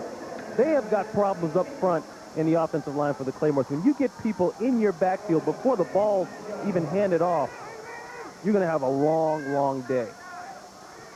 And that's just quickness. That's like a knockout puncher versus a speed technique puncher in boxing. Oh, almost intercepted. He was trying to throw it out of bounds, but Benote was right there. But you know what? Look at the duress that Dave Barr is under. He's got no shot. He really doesn't. You know, they have progression reads, and they're supposed to look from the left to the right side of the field and go to maybe 3 or 4 different receivers. When you got people in your face by the time you get to the back part of your drop, last part of your drop, all that stuff is off. It's time to ad lib. Butler Benote trying to stretch out that hamstring, I think. He's got some sort of cramp. As you look at Dave Barr, a man who is very young, but he's had a pretty extensive resume. The bar exam looks like this. Now, as a junior at Cal, he was terrific, and then he broke his clavicle in the 5th game as a senior. But he's still drafted by the Eagles. Cut. Rams cut. KC cut.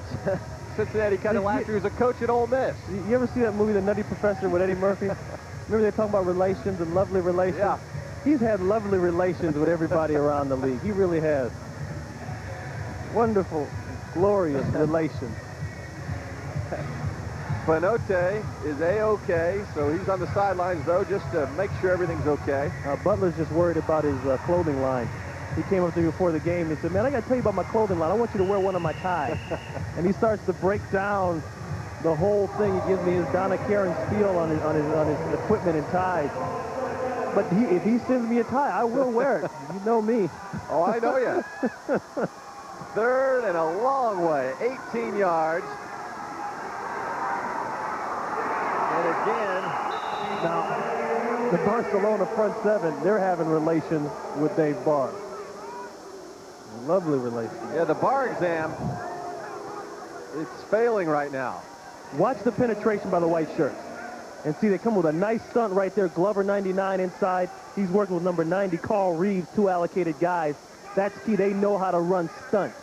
You know, that's not just something you can do with 2 rookies, 2 inexperienced guys. They know how to run those tricks up front, and it pays off. Spence Fisher, again, another wobbly. Spence to just throw the ball. I wonder if they allow that. Just throw it downfield. Great field position for the Dragons around the 38. Spence, you have days like that, man. We'll be back to Edinburgh after this. Life is The race against yourself. setting goals. Focus. The face plan. Reaching goals. 2,837 free throws. Putting back what you lose. Being the underdog. Life is Beginning. being Me. Life is a sport. Drink it up.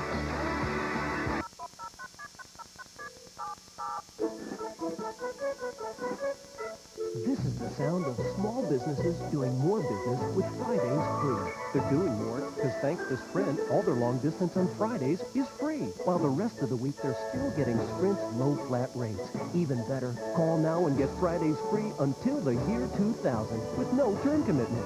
Call 1-800-598-5000 for Fridays free. Only from Sprint Business.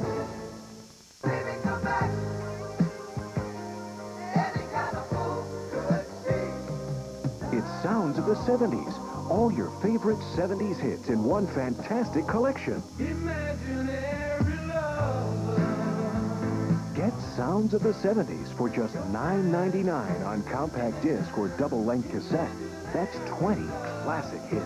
That's a strange way to tell me you love me. You belong to me. Tell her that I love you. We'll go dancing in the dark. Then audition other great Sounds of the 70s albums. There's no minimum to buy. Cancel anytime. Sounds of the 70s is not available in stores, so don't wait. Call now. To order Sounds of the 70s, call 1-800-775-8282 or send $9.99 plus $3.50 shipping and handling to Sounds of the 70s, Department 17, Richmond, Virginia. Doug Bell and Ron Pitts in Edinburgh, Scotland. And right now the home team down by 10 to the Barcelona Dragons. One of the reasons might be those guys up front. Check out the weight now. For Barcelona, they're protecting John Kitna. And that's big. That's the average weight. Right, and it's not that the weight difference is the big thing. I mean, that's big, but these are 360-pound guys that know what they're doing. You know, like we said, 4 of the 5 are allocated. It's one thing to get in a fight with a big guy, but then a big smart guy, that's even worse. You want to get in a fight with a big dumb guy. Well, that time, the Claymores came to play. They bottled up Mr. Hicks. You know, Dick Curl, the offensive coordinator for the Dragons, we saw Jack McNeil calling the plays, but the plays come to Jack from Dick Curl. And he's been with Jack a while, and you can see that they're kind of on the same page. Like we said, these guys don't have a lot of time in the training camps, and they get over here. They've only had maybe 3 weeks total to prepare, but they've got everybody on the same page in a flying herd. 2nd and 9 for Kitna and the Dragons. Look at this. Whoa! Hard to bring him down. He broke a tackle or 2, and he gets up close to the first down. Doug Terry finally grabbed him around the ankles and got him on the ground. Now, Kitna, he's about 6'2", 215. He's a little thicker than he looks. I mean, he's got some structure in there. He's kind of heavy. But this is just a good job of being a football player, being an athlete. And that's one thing that this league tries to bring out in some guys. You know, is he an athlete? And if you are, then you better show it. And that's one way to show it. Making something out of nothing. Hey, the Marine Corps would like that haircut, huh? Kitna to a wide open receiver. Bryce Burnett couldn't pull it in. Well, you don't see Bryce Burnett drop many of those. He's the man they call with the soft hands, right? Mano Suaves. That's pretty good, huh? Yeah. I've been working on that. Good. That's great. Bryce, a popular figure in Barcelona, a father of 3 himself. Would like to work with kids someday. He'd like this field goal to go through as well. Joe Wood kicked one earlier. And the left-footed kicker comes up about 2 yards short.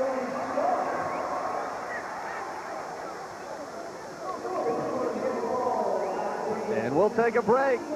The Claymores back on offense when we come back.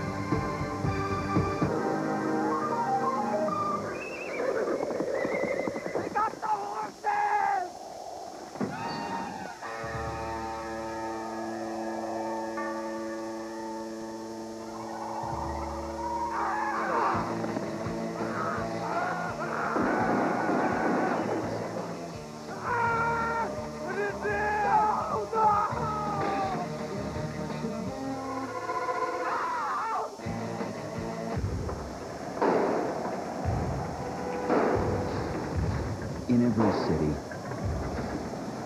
in every bottle, in every bubble, lies the formula for refreshment.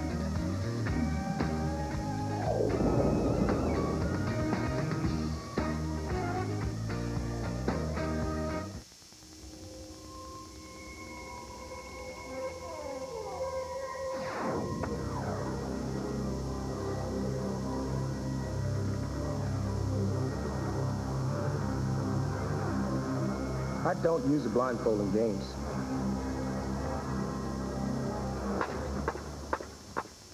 Makes it hard to run the bases. Tomorrow, the New York Yankees take on the Chicago White Sox, or Toronto meets Anaheim, only on FX. Searching for action, excitement, and laughs? Turn on FX Primetime, starting at 8. Get yourself a team. Catch the explosive thrills of the A-Team. Then at 9, Don Johnson turns up the heat with the look and excitement that is Miami Vice. And at 10, Jim Carrey and Damon Wayans push the envelope of good taste. Pilot to co-pilot, we're going down in flames. On In Living Color, FX Primetime, Tuesday through Saturday. 3 shows, 1 place, FX. Welcome back as Barcelona leads Scotland 7-14 to play third quarter. It's 10-zip. We've been busy like a heavyweight boxing match, tipping the scales. And the Scottish boys, they outweigh Barcelona as well. And Dickerson on the swing pass finally gets some room and gets a first down up around the 50-yard line. And until that play, really the size had made no difference. But once again, Claymore talked about working the perimeter before the game because they were worried about the penetration inside from Barcelona's defense. And here we go, a nice little side screen. They got one man out there to block. Does a pretty good job of getting upfield, but that's something they hadn't shown in a while. They hadn't gotten back to that. I don't know if the answer is to try to get Saran Stacey in the game. First of all, he's not healthy, or not in condition, I should say. Right. And Dickerson has been involved, has made some good plays, played well last week. The problem is Barcelona's front 7, the front 4, they're just quick, and they're busting gaps and getting inside. What did Purvis Hunt tell us the other day? Hey, I'm worried about Leroy Glover getting on my inside. They try to pick a side and shoot the gap, and that's exactly what's happening. Saran Stacey, a man who was not allowed to go to World League training camp because of some legal troubles. Talk about the records this guy has. I mean, like you said, he's 16 touchdowns. That's the record in the World League for a running back or anyone, and he has 14.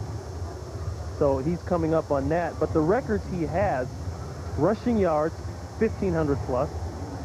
Yards per season, 100-yard games per year, per season, 496. Receptions per game. Now, that's stepping away from the running aspect of it. We talked about that, about how he can catch the ball out of the backfield and do more. You know, I really think guys, how do I say, they get pigeonholed after so long. And that's one reason he hasn't been able to catch on. You know, some of the things that have gone on off the field having help, but it all comes back to whether a guy can play. And I think people are too used to seeing him as a non-make and not giving that opportunity to make. There's an opportunity. There's a first down to Allen DeGraff and Reed. DeGraff hasn't caught a pass since early in the first quarter.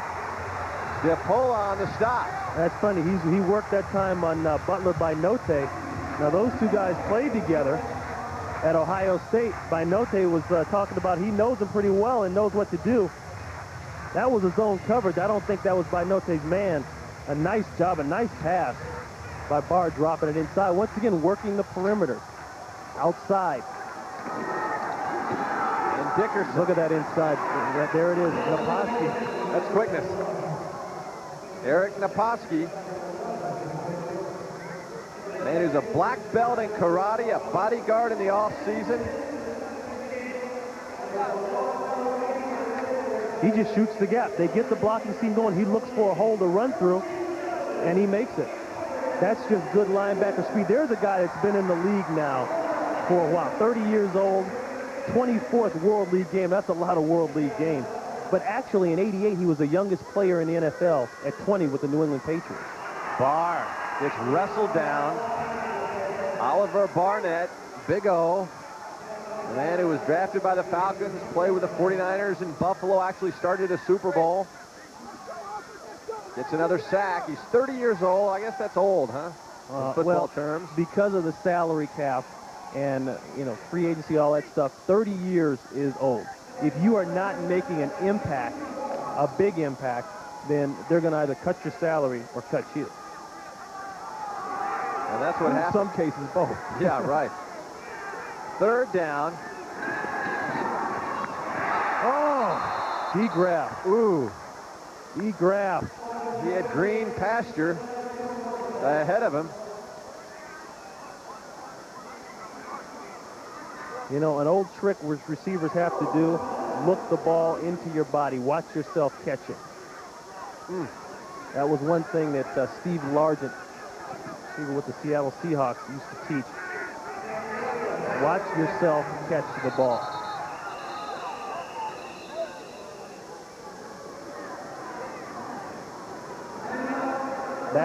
That's a huge drop right there, because you're talking about 10-0. You're coming down into scoring territory. He catches that ball. I think he's going to score. Jack Bicknell. Punch safe! Punch safe! Punch safe! Punch. He just yelled punch safe, meaning they're expecting the fake punt. So they're going to line up in their punt return formation, but Field defense. Safe look. Now he just switched it. He said go back to defense, field defense. So you're going to see a lot of players. How many timeouts do we have? One in the back. They're not going to try to return the ball. They're just going to stop the fake first. Jack Bicknell told us yesterday, told you that he didn't realize he talked to himself until he listened to one of our games again when he was mic'd, and he said, I talk to myself all the time. That's terrible. Jack talking to Red Kellen there, the defensive coordinator.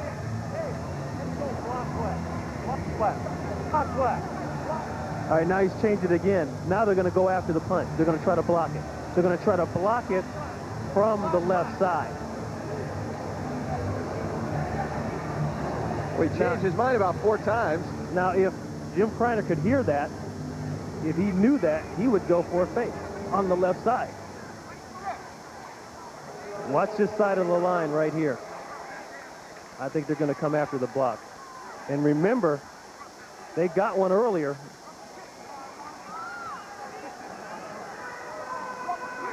Actually, that was the Claymore that got one earlier. Yeah, Logan. Yeah, one was all blocked over that earlier. one. Right. So here goes Spence Fisher. Tyree Davis, who scored the only touchdown this afternoon. You can see they overloaded that left side there.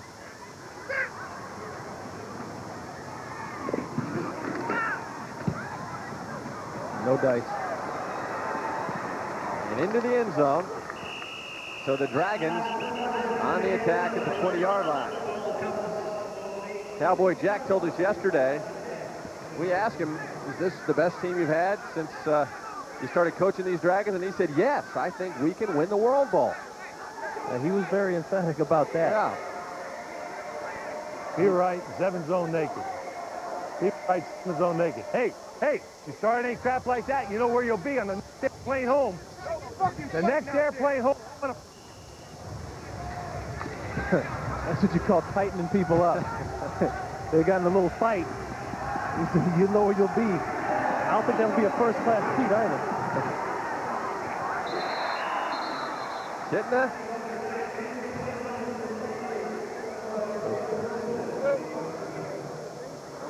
There's 81 we fanned out. I had to finish this recently. I had him.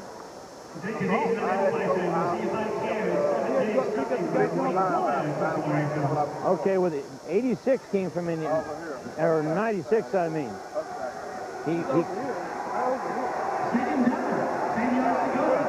Kreiner is also the offensive line coach for the Claymores, and the draw play goes nowhere. Coghill on the stop, stopping Hicks. George Coghill. You know, George Coghill, we want to take this time to give a hello out to his mother, Elaine, back in the States. She's battling cancer right now. We want to wish her and the Coghill family all the best. Tell her that her son is out there plugging away. Got them interceptions. Interceptions, like they say, puts you in the Pro Bowl. Yep, getting close. Third down now for the Dragons. And it's a first down. Kitna gets it in there. Good play. Bryce Burnett.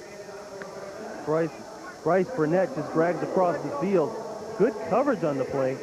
Demetrius Martin. Barnett, he's going to come all the way underneath there. Actually, he's on the right side of your screen. See the way Martin jumped inside? Just if you're going to make that dive and commit yourself, then you have to get a piece of the ball, because if you don't, the receiver's going to catch a turn up and get more yardage. First down. Getting over the middle. Wide open. Shedrick Wilson. Great touch by Kitna. They got a flag back upfield. Yep. Looks like a hold. It'll bring it back. Illegal procedure. Legal motion. What a sweet pass, though. Well, Scotland, they're not in the position to panic. It's 10-0. They're not out of this Illegal game. motion. Number 84, offense. 5-yard penalty. Still remains first down. And Saran Stacy, hey, Ron, you mentioned that baseball cap. Well, he finally took it off and put his helmet on. So I think he's getting warm, and we might see the MVP of this Claymores team see his first action of the season on their next possession, perhaps. Either that or he's getting bored and he just wants to throw the football around. Another draw play. You know, we talked to the Claymore's coaching staff, and they said, you know, Barcelona only has like 4 or 5 plays, and we've seen that draw play quite a few times. Well, that's what they have. They have 4 plays, and all 4 plays have about 90 checks built into them. Right. Okay, so depending on what the defense is going to play, Kitna can run whatever he wants to run. But that's what you want to do.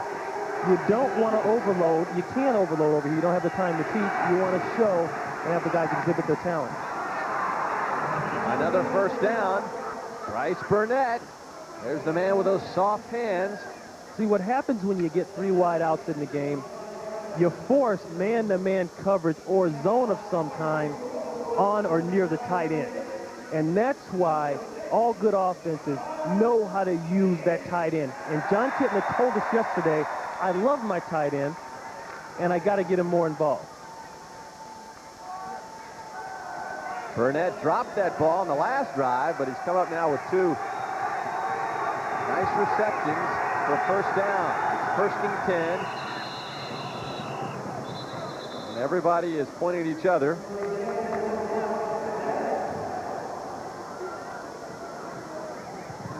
You know, it's hard to believe. Well, it's not hard to believe after watching Kitna today, but he was 70% passing last week. 70%. False start. Prior to the snap, number 62, offense. 5-yard penalty, first down. That was on Tom Robsock. They call him RoboCop. Isn't he the guy that got some donuts for Yeah. a pancake block there? You got it, Barcelona. Whoever gets the most pancake blocks, that's when you put a defensive lineman on their behind, gets 24 Dunkin' Donuts. And, you know, these guys are big guys. They love donuts. And the fat content from those donuts, you'll be so fat the next week, you'll get put on your back. Tom got the 24. That's right, flags everywhere. So maybe that's why he's a little slow after eating all the donuts. That's one of those awards where it's guaranteed not to be won 2 weeks in a row. Guys come out in the field so sluggish after those 24 donuts. There's Robsock, an interesting guy.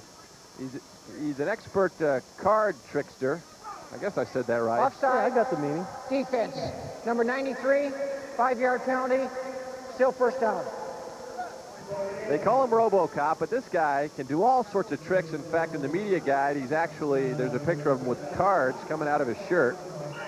You know, his shirt sleeves. You look at him, he looks like one of those tricky guys. Pretty tricky inside there, playing guard. Yeah.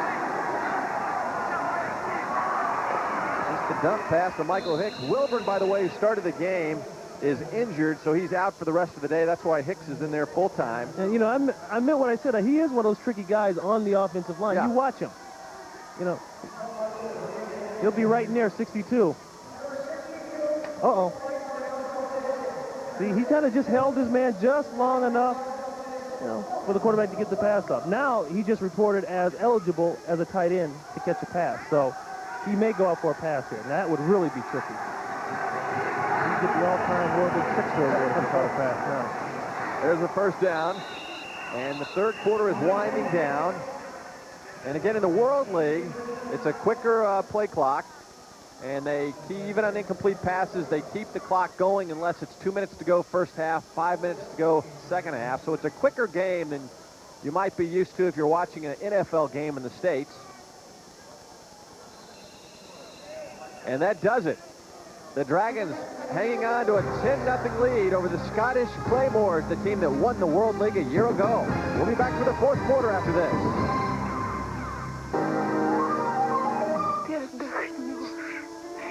Мы снова будем счастливы. Будем жить долго, долго, долго.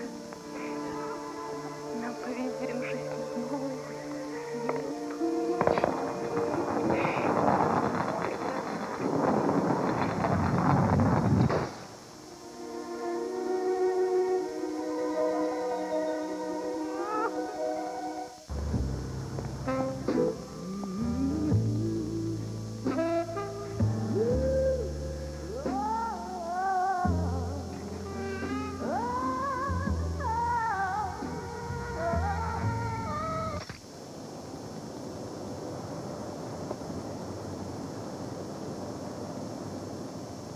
Nice pants. Dockers, khakis.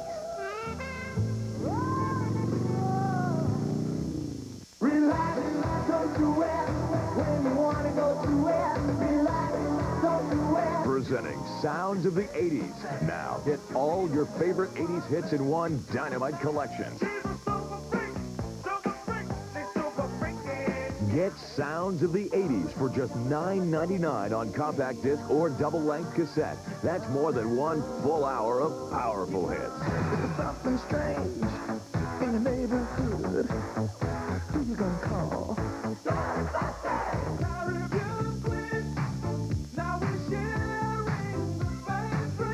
Then audition other great Sounds of the 80s albums. Cancel anytime. Sounds of the 80s is not sold in stores, so call now. To order, call 1-800-494-5959 or send just $9.99 for one cassette or one compact disc, plus $3.50 shipping and handling to the address on your screen.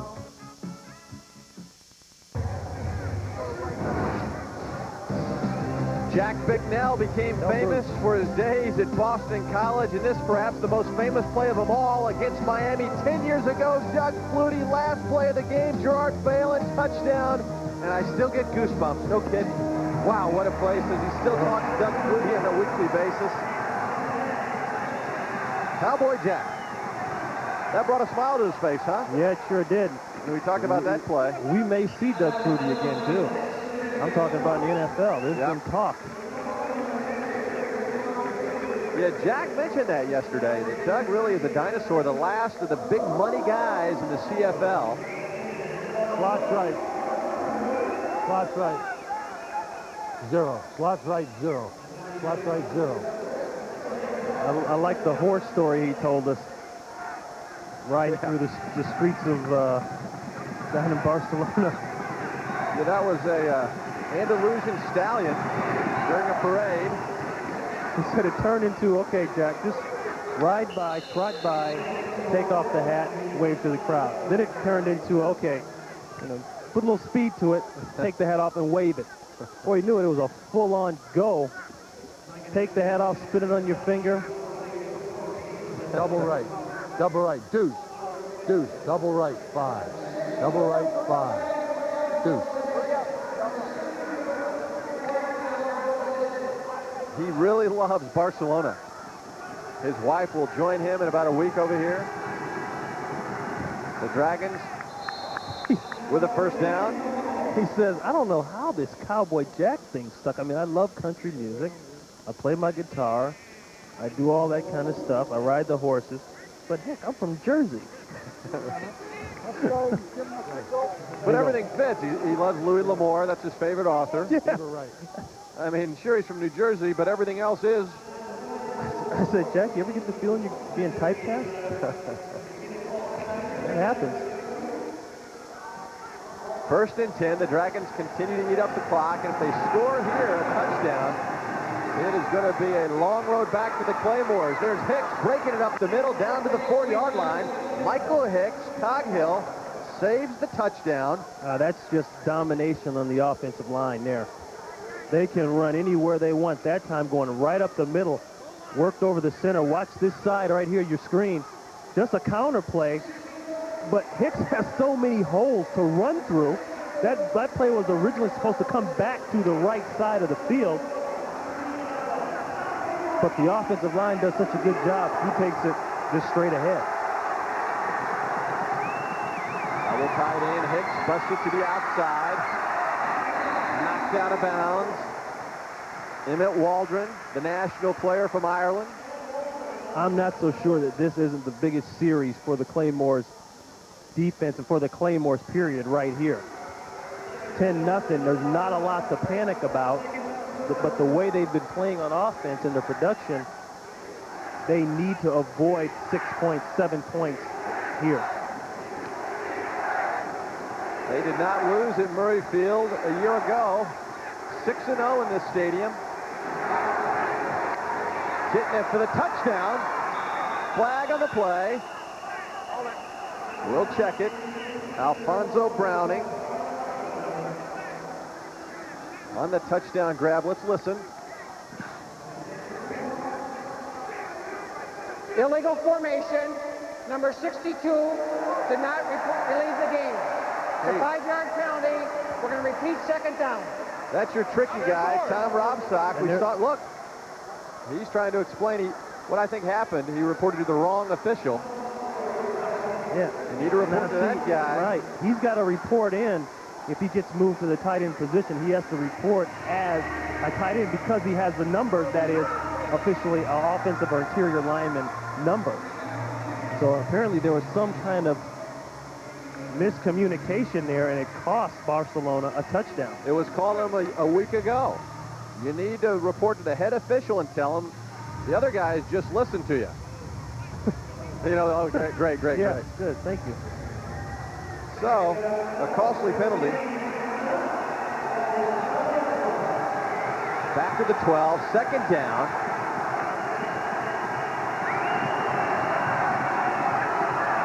Kidna. It's brought down around the 10-yard line. You know what's amazing about this Kidna and McNeil's confidence in him is that you're up 10-0 fourth quarter, you're threatening to score again. You know how many coaches would call off the dogs and settle for the field goal, the 3 points, to lengthen that lead? But he lets them go. He's letting them throw the ball down here. A field goal would be nice, but I think a touchdown about ices it because your defense is playing so well. The way the way the Claymore's been playing, it does about ice it. Into the end zone.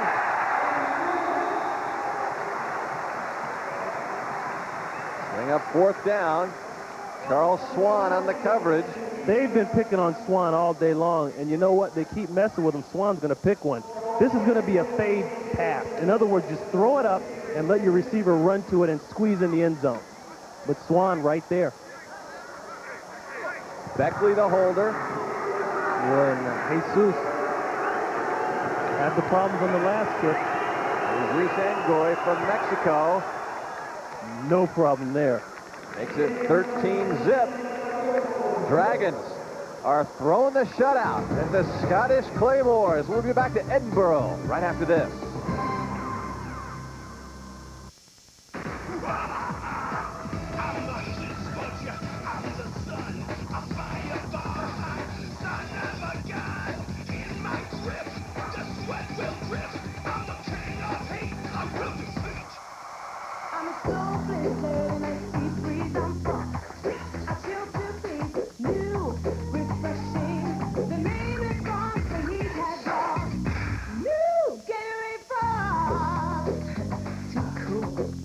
I'll buy 10 of these.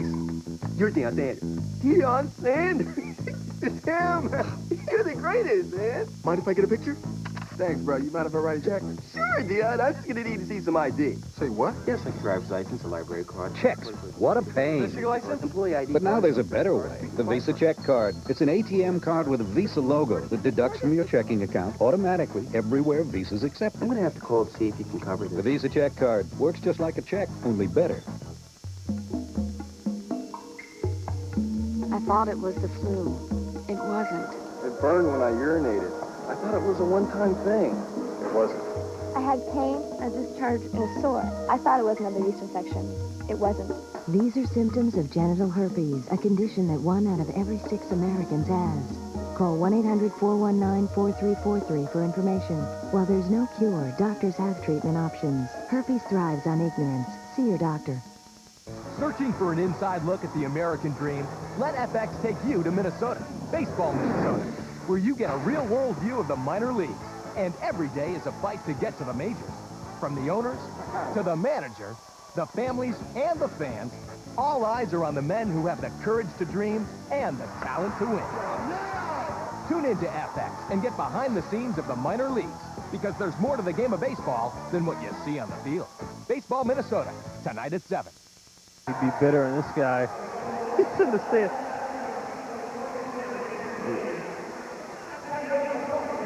Welcome back, everybody, to Edinburgh. You're looking at the Scott Monument, downtown Edinburgh, the capital of this wonderful country. Just one of the many sights to see when visiting Scotland. The Edinburgh Castle's a neat deal. And the kickoff goes up to about the 25-yard line.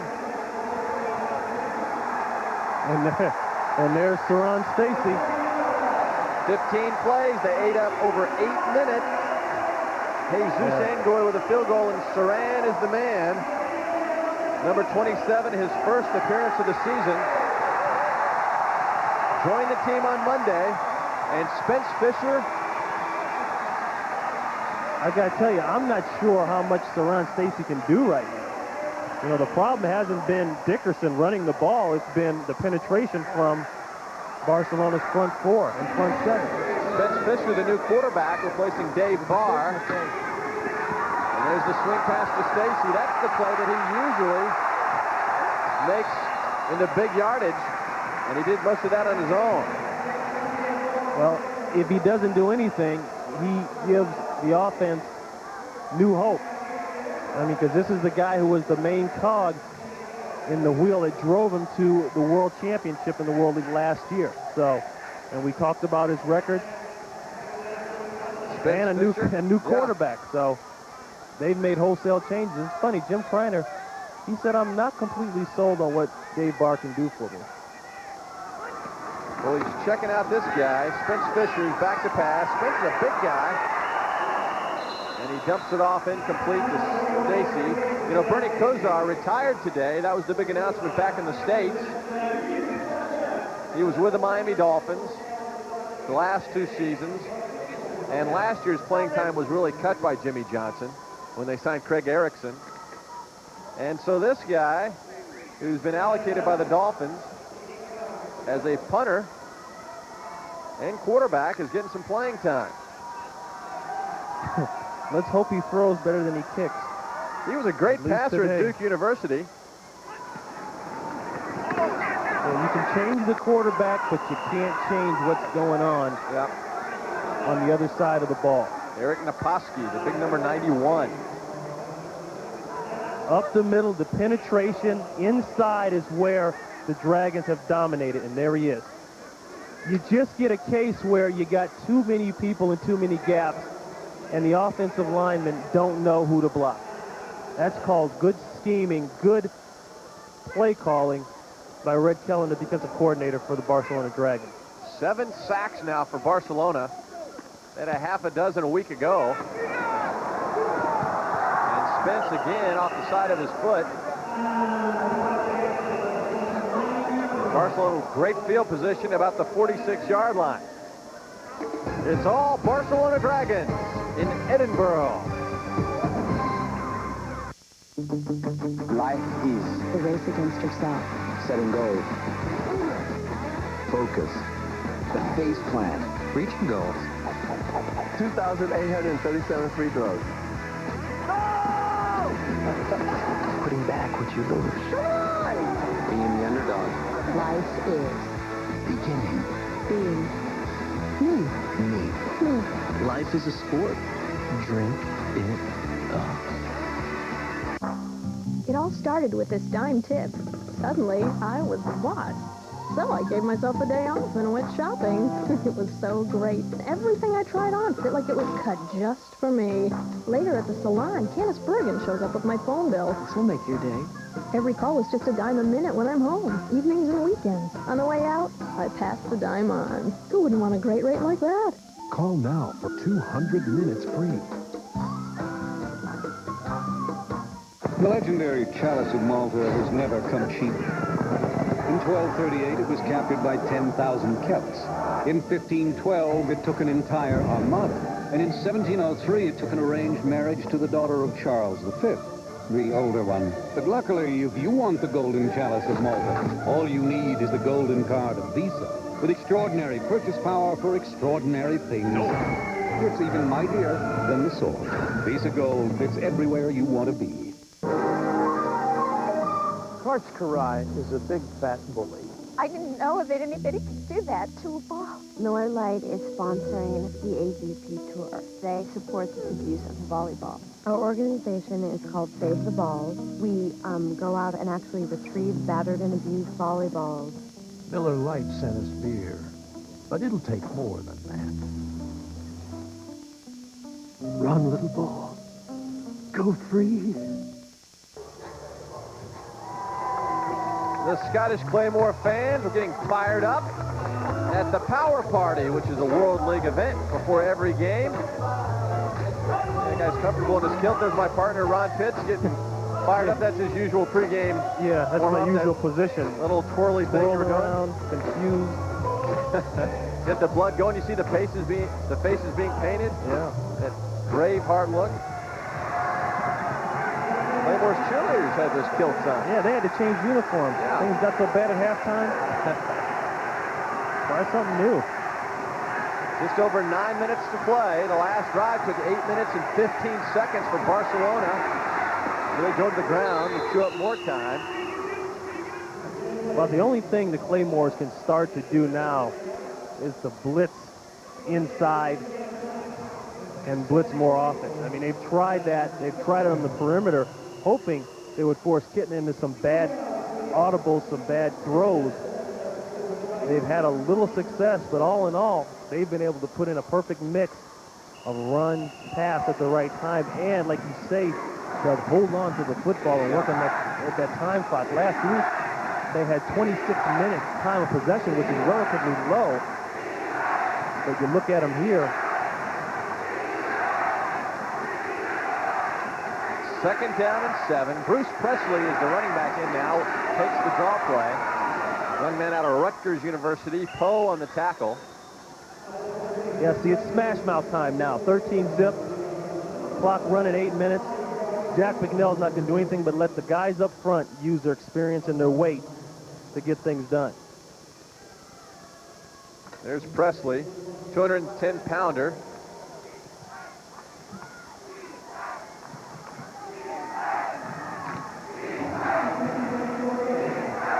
And the play clock is winding down. It's in single digits, but it hasn't bothered Kitna. He's been called for penalty once. He's called timeout twice, and he gets nabbed that time. That got him. Or did he get the timeout? Looked like he got the timeout in time. It's the penalty. Number 7, 5-yard penalty, still third down. Well, we were bragging on him, and he got caught that time. Why do they call that on the quarterback? There's 11 guys out there, and they pick him. I guess because he's, why don't they call him the center? He's the guy touching the ball. They call him the quarterback. Well, you take the good and the bad when you're the QB.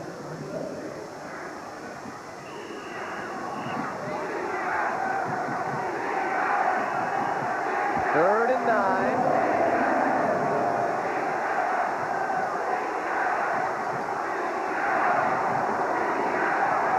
Kitna, wide open is Davis. Down to the 12-yard line. Anytime your quarterback hits the last step of his drop, especially on a 5-step drop, 7-step drop, and has time to set his feet comfortably, 1, 2, 3, 4, 5, 6, 7. That looks like a 7-step drop, step up, that's textbook. No one touches him after he lets go of the ball. No hand near him. That's excellent protection by the offensive line. We talk about a guy wide open. I mean, wow. Presley working hard on the inside, just eating up clock. His job is not to fumble, bull forward, and let the clock do its work. Funny, Jack McNell bringing some of that Boston College offensive flavor here. You know, we asked him who John Kitna reminded him of that he had in the past, and he said Kelly Holcomb from last year. Another young guy, a lot of fire in him. Well, I think Kitna's a little bit better. I think he's a step ahead. He's got a little something, a little fire, a little air in him that you can definitely see, and it transfers into points. And the battle in the corner. I got to give. They're going after your guy again. I got to give Charles Swan the anti-toast award today because they are trying their best to butter him and put jelly on him, but they can't do it. And it's the same play. Just a fade pass. They're going to put it right over his head. Contact there. That's a good play. This is going to be a good tape for Charles Swan to send back home to an NFL scout. To the Rams scout. Yeah, allocated by the St. Louis Rams. 6 minutes to play, fourth quarter. Look at the protection. And Kitna slides down to about the 1-yard line. And you're not supposed to hit a quarterback when he slides like that. Took a shot to the head. With the numbers John Kitna has put up, if I'm a... yeah, get in a shot when you can, right? I am going to take every shot I can get.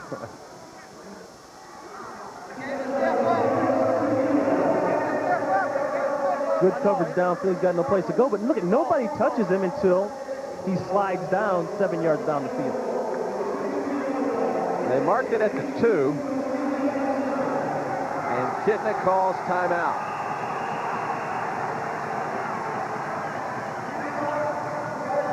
And we'll take a break. The Dragons closing in on another score. It's been a dominant performance.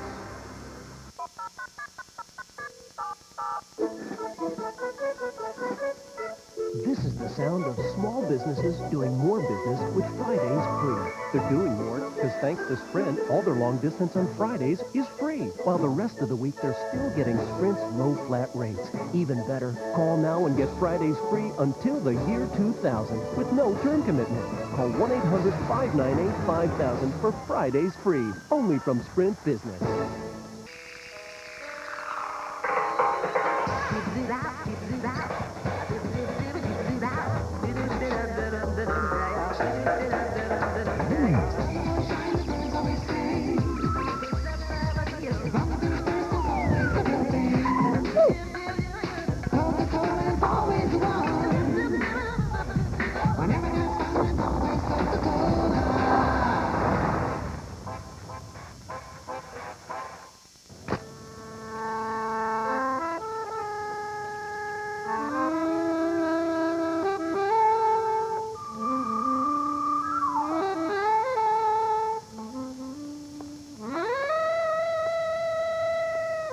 Faux pantalon. Faux pantaloons. Hey, she says nice pants. There's a nice boy. Dockers. Khakis. Before he made motion picture history. Before he became the biggest movie star in the world. And we make with the Kleenex here. He was already making us laugh out loud. On In Living Color. We checked the gray squirrel, we checked the gray squirrel. Done coming home. The only place you can see Jim Carrey every night. Alrighty. Is on FX. 2 back-to-back episodes of In Living Color. My job here is done.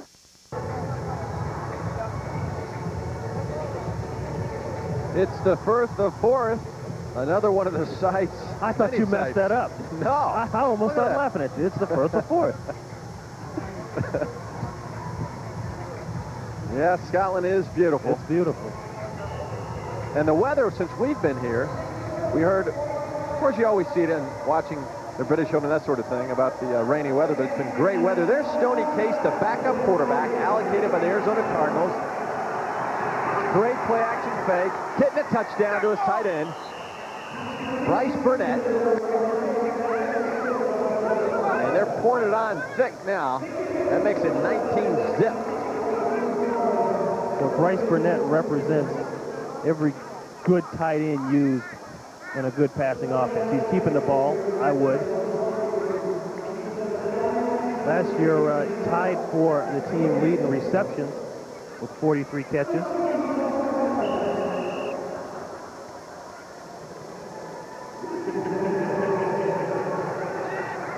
Jesus Angoy booting it through.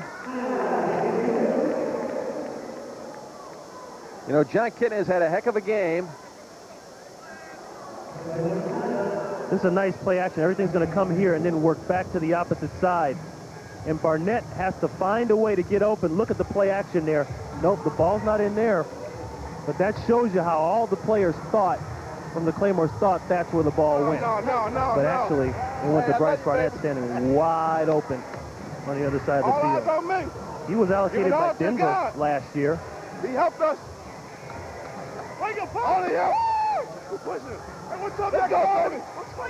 Bryce getting a little FaceTime. Getting congrats all around. Stoney Case, though, we mentioned him, the backup quarterback. Now, here's a guy who was allocated by the Arizona Cardinals, and we did the game last week involving Chad May, who plays for Frankfurt, who's also been allocated by the Cardinals, and Chad thought he and Stoney were kind of in competition with each other to see who might be the backup at Arizona. But now Stoney hasn't played one single down, and Jack thought, well, he might be headed back home, right? Well, yeah, well, Stoney hurt his shoulder, and he ended up going back to Arizona to get it checked out. He missed both scrimmages, and that was the reason that Kitten started in the first place. But now, I'm not so sure that Arizona might not say, hey, let's just come on back home. You know, they're going to keep that kid in there the way he's playing. I know Jack wants to keep Kitten in there now, the way he's running the offense. Big hole. Eric Smith up around the 47-yard line. And that woke up the crowd. Eric Smith is the young man we told you in the first half. He was clocked in the 40-yard dash by Marty Schottenheimer at 4.2. And you're a former NFL guy, and you said usually when those coaches clock, it's a slow clock. Oh, it's a very slow clock, but if you're running a 4.2 NFL clock, yeah, you're scooting. And that is amazing. Deion Sanders, a 4.1. Now, he did that with sweats on. Sweats and plenty of gold and sunglasses. He came down the tunnel in Indianapolis. He took his hat off. He took his sunglasses off. He laced up his sneakers and ran a 4.1. He picked up his sunglasses, put his jacket on, and said, I'll see you at draft day. he was right. And the rest is I don't have anything else to prove. I can run. Jim Kreiner, the head coach, knows this is a tough loss, at home especially with a playoff format in the World League. Spence Fisher lets it go, and it's almost caught flag on the play. They're going to get an interference. It'll be a 15-yarder. That's a World League rule. Different from the NFL, it will not be from where the penalty took place. Boy, Spence Fisher, he didn't get enough on that ball. If he throws that ball out there and puts it where it's supposed to be, that could have been an easy touchdown. Pass interference, number 27, defense. Automatic first down at the spot of the foul. That's, like you said, that's an intentional interference penalty, so it will go from the spot of the occurrence. You see here, Spence doesn't quite get enough on it. That's why everybody has to come back to the ball. You see number 21. Looked like Mark Washington right there. Looked like he grabbed just on the shoulder. Huge play, huge first down. Yeah, that's a World League rule now. It's usually 15 yards unless deemed intentional. Right. And man, that's a tough call. I mean, how do you interfere and make it look unintentional? Yeah, exactly. Spence Fisher, now there's a guy who at Duke University threw for over 9,000 yards in his career, and not many quarterbacks have ever done that anywhere. The one complaint that Jim Kreiner had of him, he said he needs to, number one, get a faster feel of the game package. And every week they go through installation, they put in a whole new scheme. That's why you got to know that playbook inside and out. All 500-some pages of it. You know, they felt like he wasn't picking that up fast enough. Then he's got to attack the defenses more. Dave Barr, Spence Fisher, and Hartzell all allocated quarterbacks. And that's the way they spell offense over here in Europe. Not us. And we've seen two of them today. Yeah, he knows. He did. And there's Spence. You know, Dave Brown with the Giants was from Duke University. Of course, Dave played with Steve Spurrier, the offensive mastermind now at Florida, was the coach at Duke. Spence followed Dave Brown, but Duke kept throwing the football. Yep. Of course, they got to think that it was just the time, is the reason why we called it. Yep. All Jim Kreiner can hope to do now What is do you think for the second play here? Get points up fast, and now he's talking about that second play. You know, they're in a 2-minute hurry-up situation. Regular middle screen or speed? Now, that was the second play he's talking about, middle screen. So if they don't get in the end zone here, just line up on the ball and go middle screen. 4:08 on the clock. First down, following the interference. And the double reverse. Yo Murphy did a good job just to get out of that mess. And Yo Murphy gets the touchdown. Wow. Yes, Claymore's on the board. Yo Murphy, great individual effort.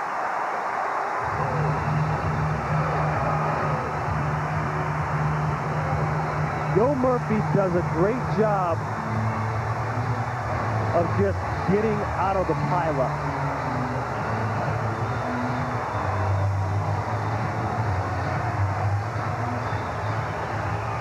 That play didn't look too good when it first started. And what was supposed to be a handoff to Yo turned into kind of a desperation toss. And he took it and took off. That went from almost disaster to elation. Yeah, no kidding.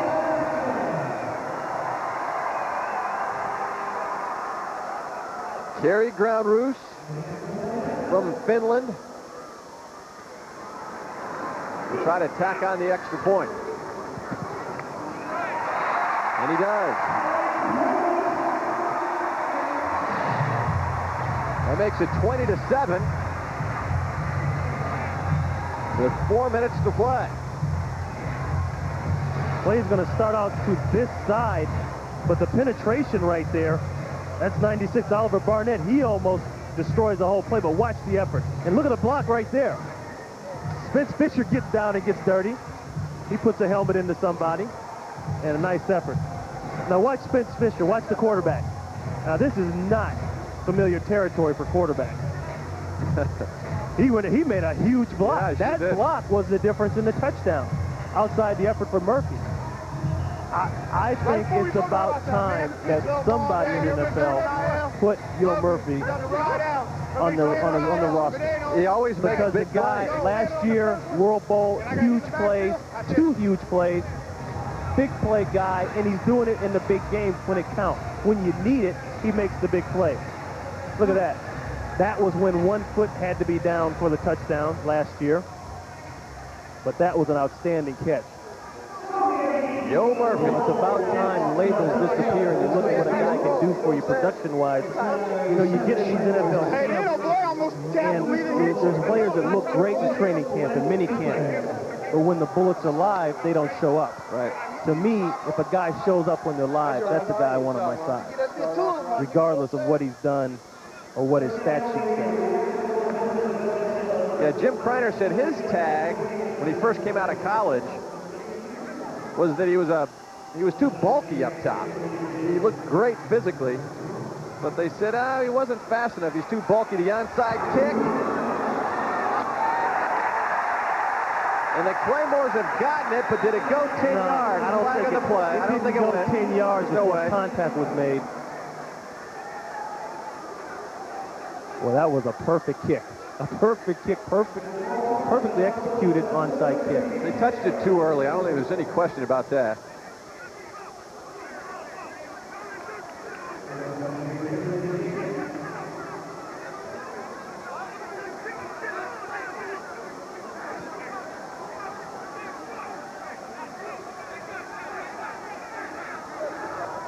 Illegally touching the kick before it went 10 yards, number 84, kicking team. 5-yard penalty, re-kick at the 25. The little re-kick. Stephen Branscombe touched it too early. Ground Roost thought he'd done it. And that ball has to go 10 yards, which is somewhere around in there. And you're going to see contact made right there. Had that contact been made after the ball went 10 yards, it would have been fair. You can see that funny kind of... See right there? Boy, that was close.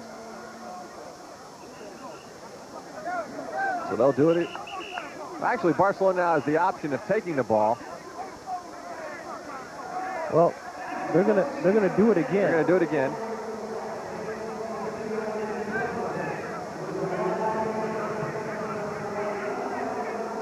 They'll re-kick.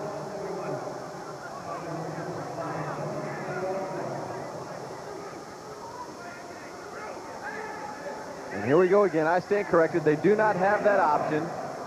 And Ground Roost will try to do it again, and hopefully this time they won't make contact. But you know, no matter how many times you do this, it's always hairy for the receiving team. Oh, yeah. This is no more of a nail biter in football than this play right here. That was a good hop. That was live. That time they got it. Claymore's got it.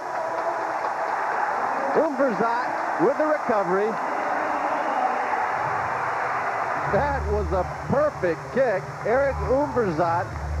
Hey, his name means in German, he who gets it done, and he got it done that time. Now, see, the ball's got to go up to the 10-yard line. It's got to go past that line right there. But the key is that the Claymores got downfield and got people blocked. What a hop. And the mistake on the Dragons' part, they didn't have enough people crowding that 10-yard line in case of that. All they had to do was throw one block, get the ball, and they made it look easy. Spence Fisher back to pass. Ooh. And that'll keep the clock going. That's not what they wanted. You see the clock and the time in our Fox box. Barcelona on top 20-7. The Claymores in their blue home jerseys. And Barcelona jumping out to a quick 2-0 start if they hang on here. And that's big in the World League because after 5 weeks, whoever's on top will host World Bowl. Big play. Yeah, Butler by Note. Getting a nice break on that ball. He's covering man-to-man, one-on-one over there on Alan DeGraffenried, a guy who he played college football with. He said he knows very well, knows the trick, knows how to beat him. And now that's a good picture because if you're going to commit to the ball full speed like that, then you have to get it. Because if he misses it, the Graffenried is still running. The Claymores with 1 timeout remaining. 3rd down now and 9.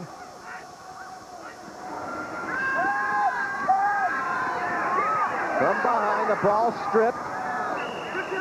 Flag on the play. Now, if his hand is in motion, that's an incomplete pass. It's got to be coming forward. His arm has to be coming forward in order for that to be called an incomplete pass. Carl Reeves on the strip. Unless they have something else called there. Holding, yeah. Holding against the Claymores, which will probably be declined. Holding, number 77, offense. That penalty is declined. 4th down. 4th down now. Claymores have to go for it. That's Matt Joyce right there. Number 77 got called for the infraction.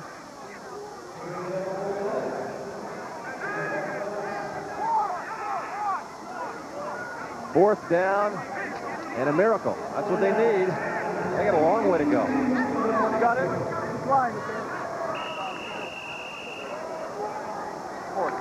Fourth and 22. Fourth and...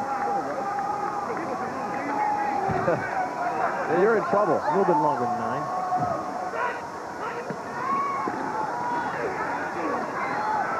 He's looking deep. Got a man. Ooh, oh, that was close. Eric Smith was actually open. I'm not sure Eric Smith was able to locate the ball. Finally, Spence Fisher gets time to unload.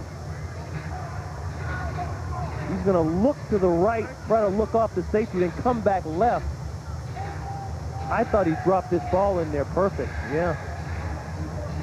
Eric Smith just doesn't locate the football fast enough. Jim Kreiner, his team won it all a year ago. Struggling today at home, the man who lives in Yellowstone, Montana, West Yellowstone, Montana, said he has a blue ribbon trout stream 300 feet from his front door. Hey, I don't fish, but I kind of fell in love with that. That sounded pretty good to me. Well, he's even done that up here.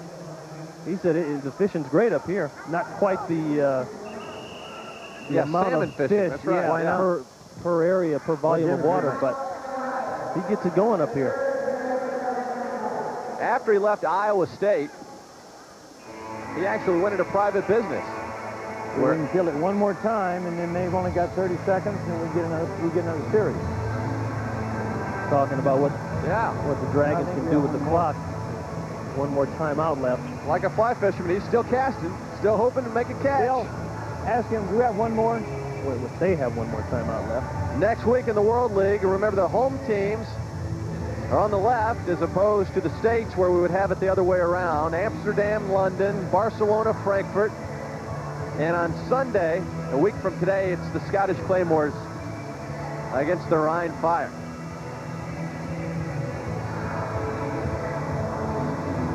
You know, the players change so much in this league that this may be one of those leagues where it's hard to win back-to-back.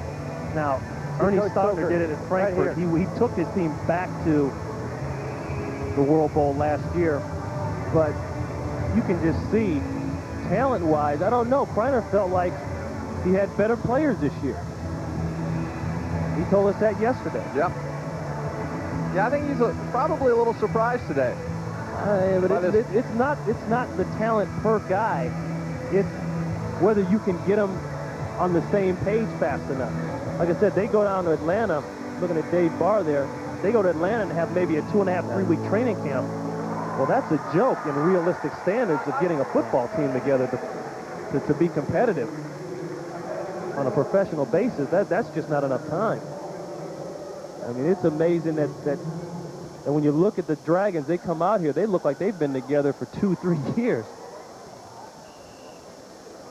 Jack Bicknell hasn't started 2-0 since 1991. That was the year he took his team to the World Bowl against London at Wembley Stadium when they had over 70,000.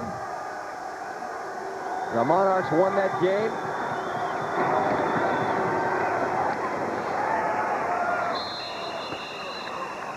Jack likes his squad. They're off to a 2-0 beginning. I mean, that is big in this league with the playoff format the way it is. Yeah, you get that, you win that first half. Now Yeah. you guarantee you're in the show, and you guarantee that the show is at your own house. Closing in on the 2-minute warning. And there it is. Barcelona comfortably on top, 20-7.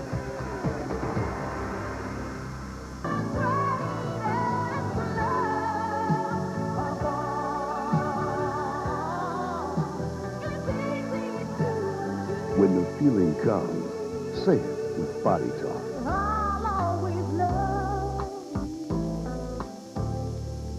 for the rest of my days. Share the music of love in Body Talk, the ultimate romantic collection. Yours from Time Life Music. Why don't you do what you do when you did what you did to me? Get Body Talk. 24 sensuous songs on 2 cassettes for just $14.99 or 2 compact discs for just $16.99. Can't live if living is without you. I can't live all by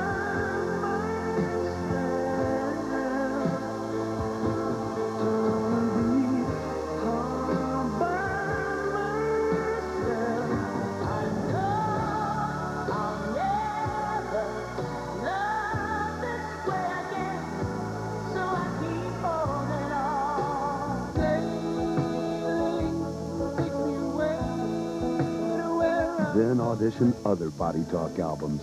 There's no minimum to buy. Cancel anytime.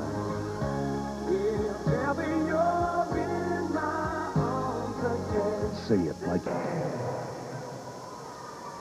Doug Bell along with Ron Pitch from NFL Fox. This is Murrayfield, the legendary playing field of Scotland's national rugby team. What a great facility. But so far the home team and their crowd a little disappointed because the Dragons have come in here and stuck it to them. They lead 20-7. They're lighting it up. They're lighting it up with that man right there. And if you didn't know his name before, you know it now. John Kitna.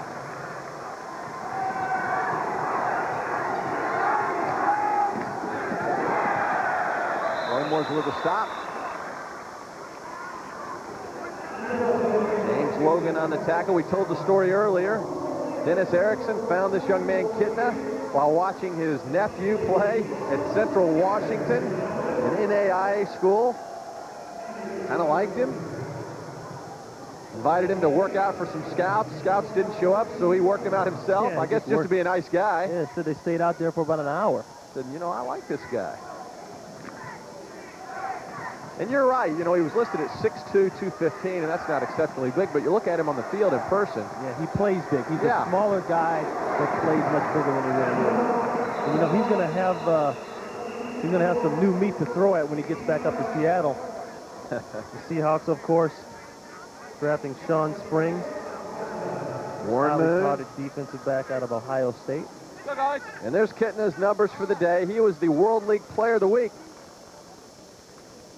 In the first game, he was quite impressive, and he's followed that up with another outstanding performance. I know. That's exactly. That's what I just said. He's got, I love his low maintenance lid haircut. Low World League maintenance.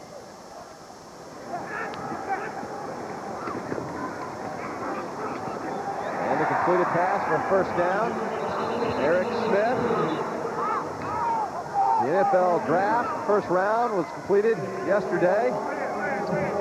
And we talked about Dave Barr, the quarterback who started for the Claymores today. Spence Fisher's in there right now. Ball goes out of bounds. Barr is allocated by the 49ers, but Druckenmiller, the big kid from Virginia Tech, the 26th pick by the 49ers.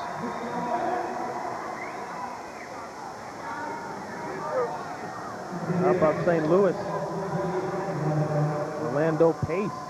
Tell you, I think the Rams got a shot to be good in the next few years, only because they have a lot of young kids that are good players. But they just need to all get on the same page. They got a chance. Hello. Welcome to the World League. Carl Reeves brings down Spence Fisher, who says, you know, I like being a punter much better than this quarterback stuff sometimes. This should just about do it. Maybe one more play after this.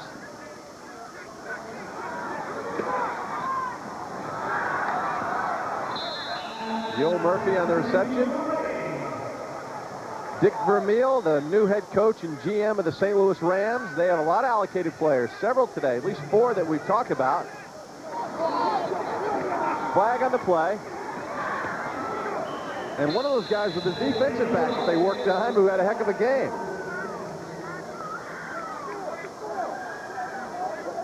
Charles Swan.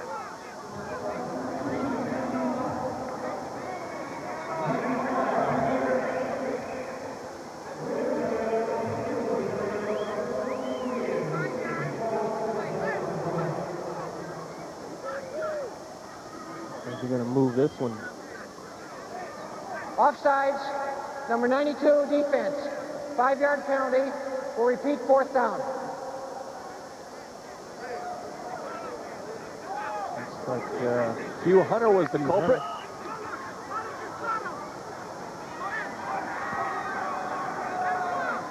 Very impressed with this Barcelona defensive front. Not big, but very quick and athletic.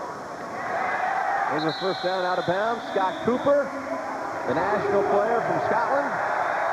That brings a cheer from the crowd that remains here at Murray Field. I tell you what did Jim Kreiner say? That is the best national player in the whole league, Scott Cooper. And I might have to agree with him, because every time I see the Claymores play, that guy makes a play. Spence lets it fly. And it's caught. And that does it. So that pads on the stats a little bit. Alan de Graffenried caught it, and Ron Pitts with Barcelona winning 20-7. As we look at the standings, and the Dragons are looking pretty good at 2-0. The Claymores fall to 1-1. And Ron, so far so good for Jack Bicknell and company. I tell you, they say that you need a few things to make a team really good fast. One of them is a pass rush. Barcelona has that. And the other thing is a smart quarterback. Not necessarily one with a great arm, but a guy who will get the ball where it's got to be and won't make any mistakes. Kitna does that. Plus, he adds a little something special to it by being able to adjust on the fly and call his own plays at the line of scrimmage. For Ron Pitts, I'm Doug Bell. So long from Edinburgh, Scotland.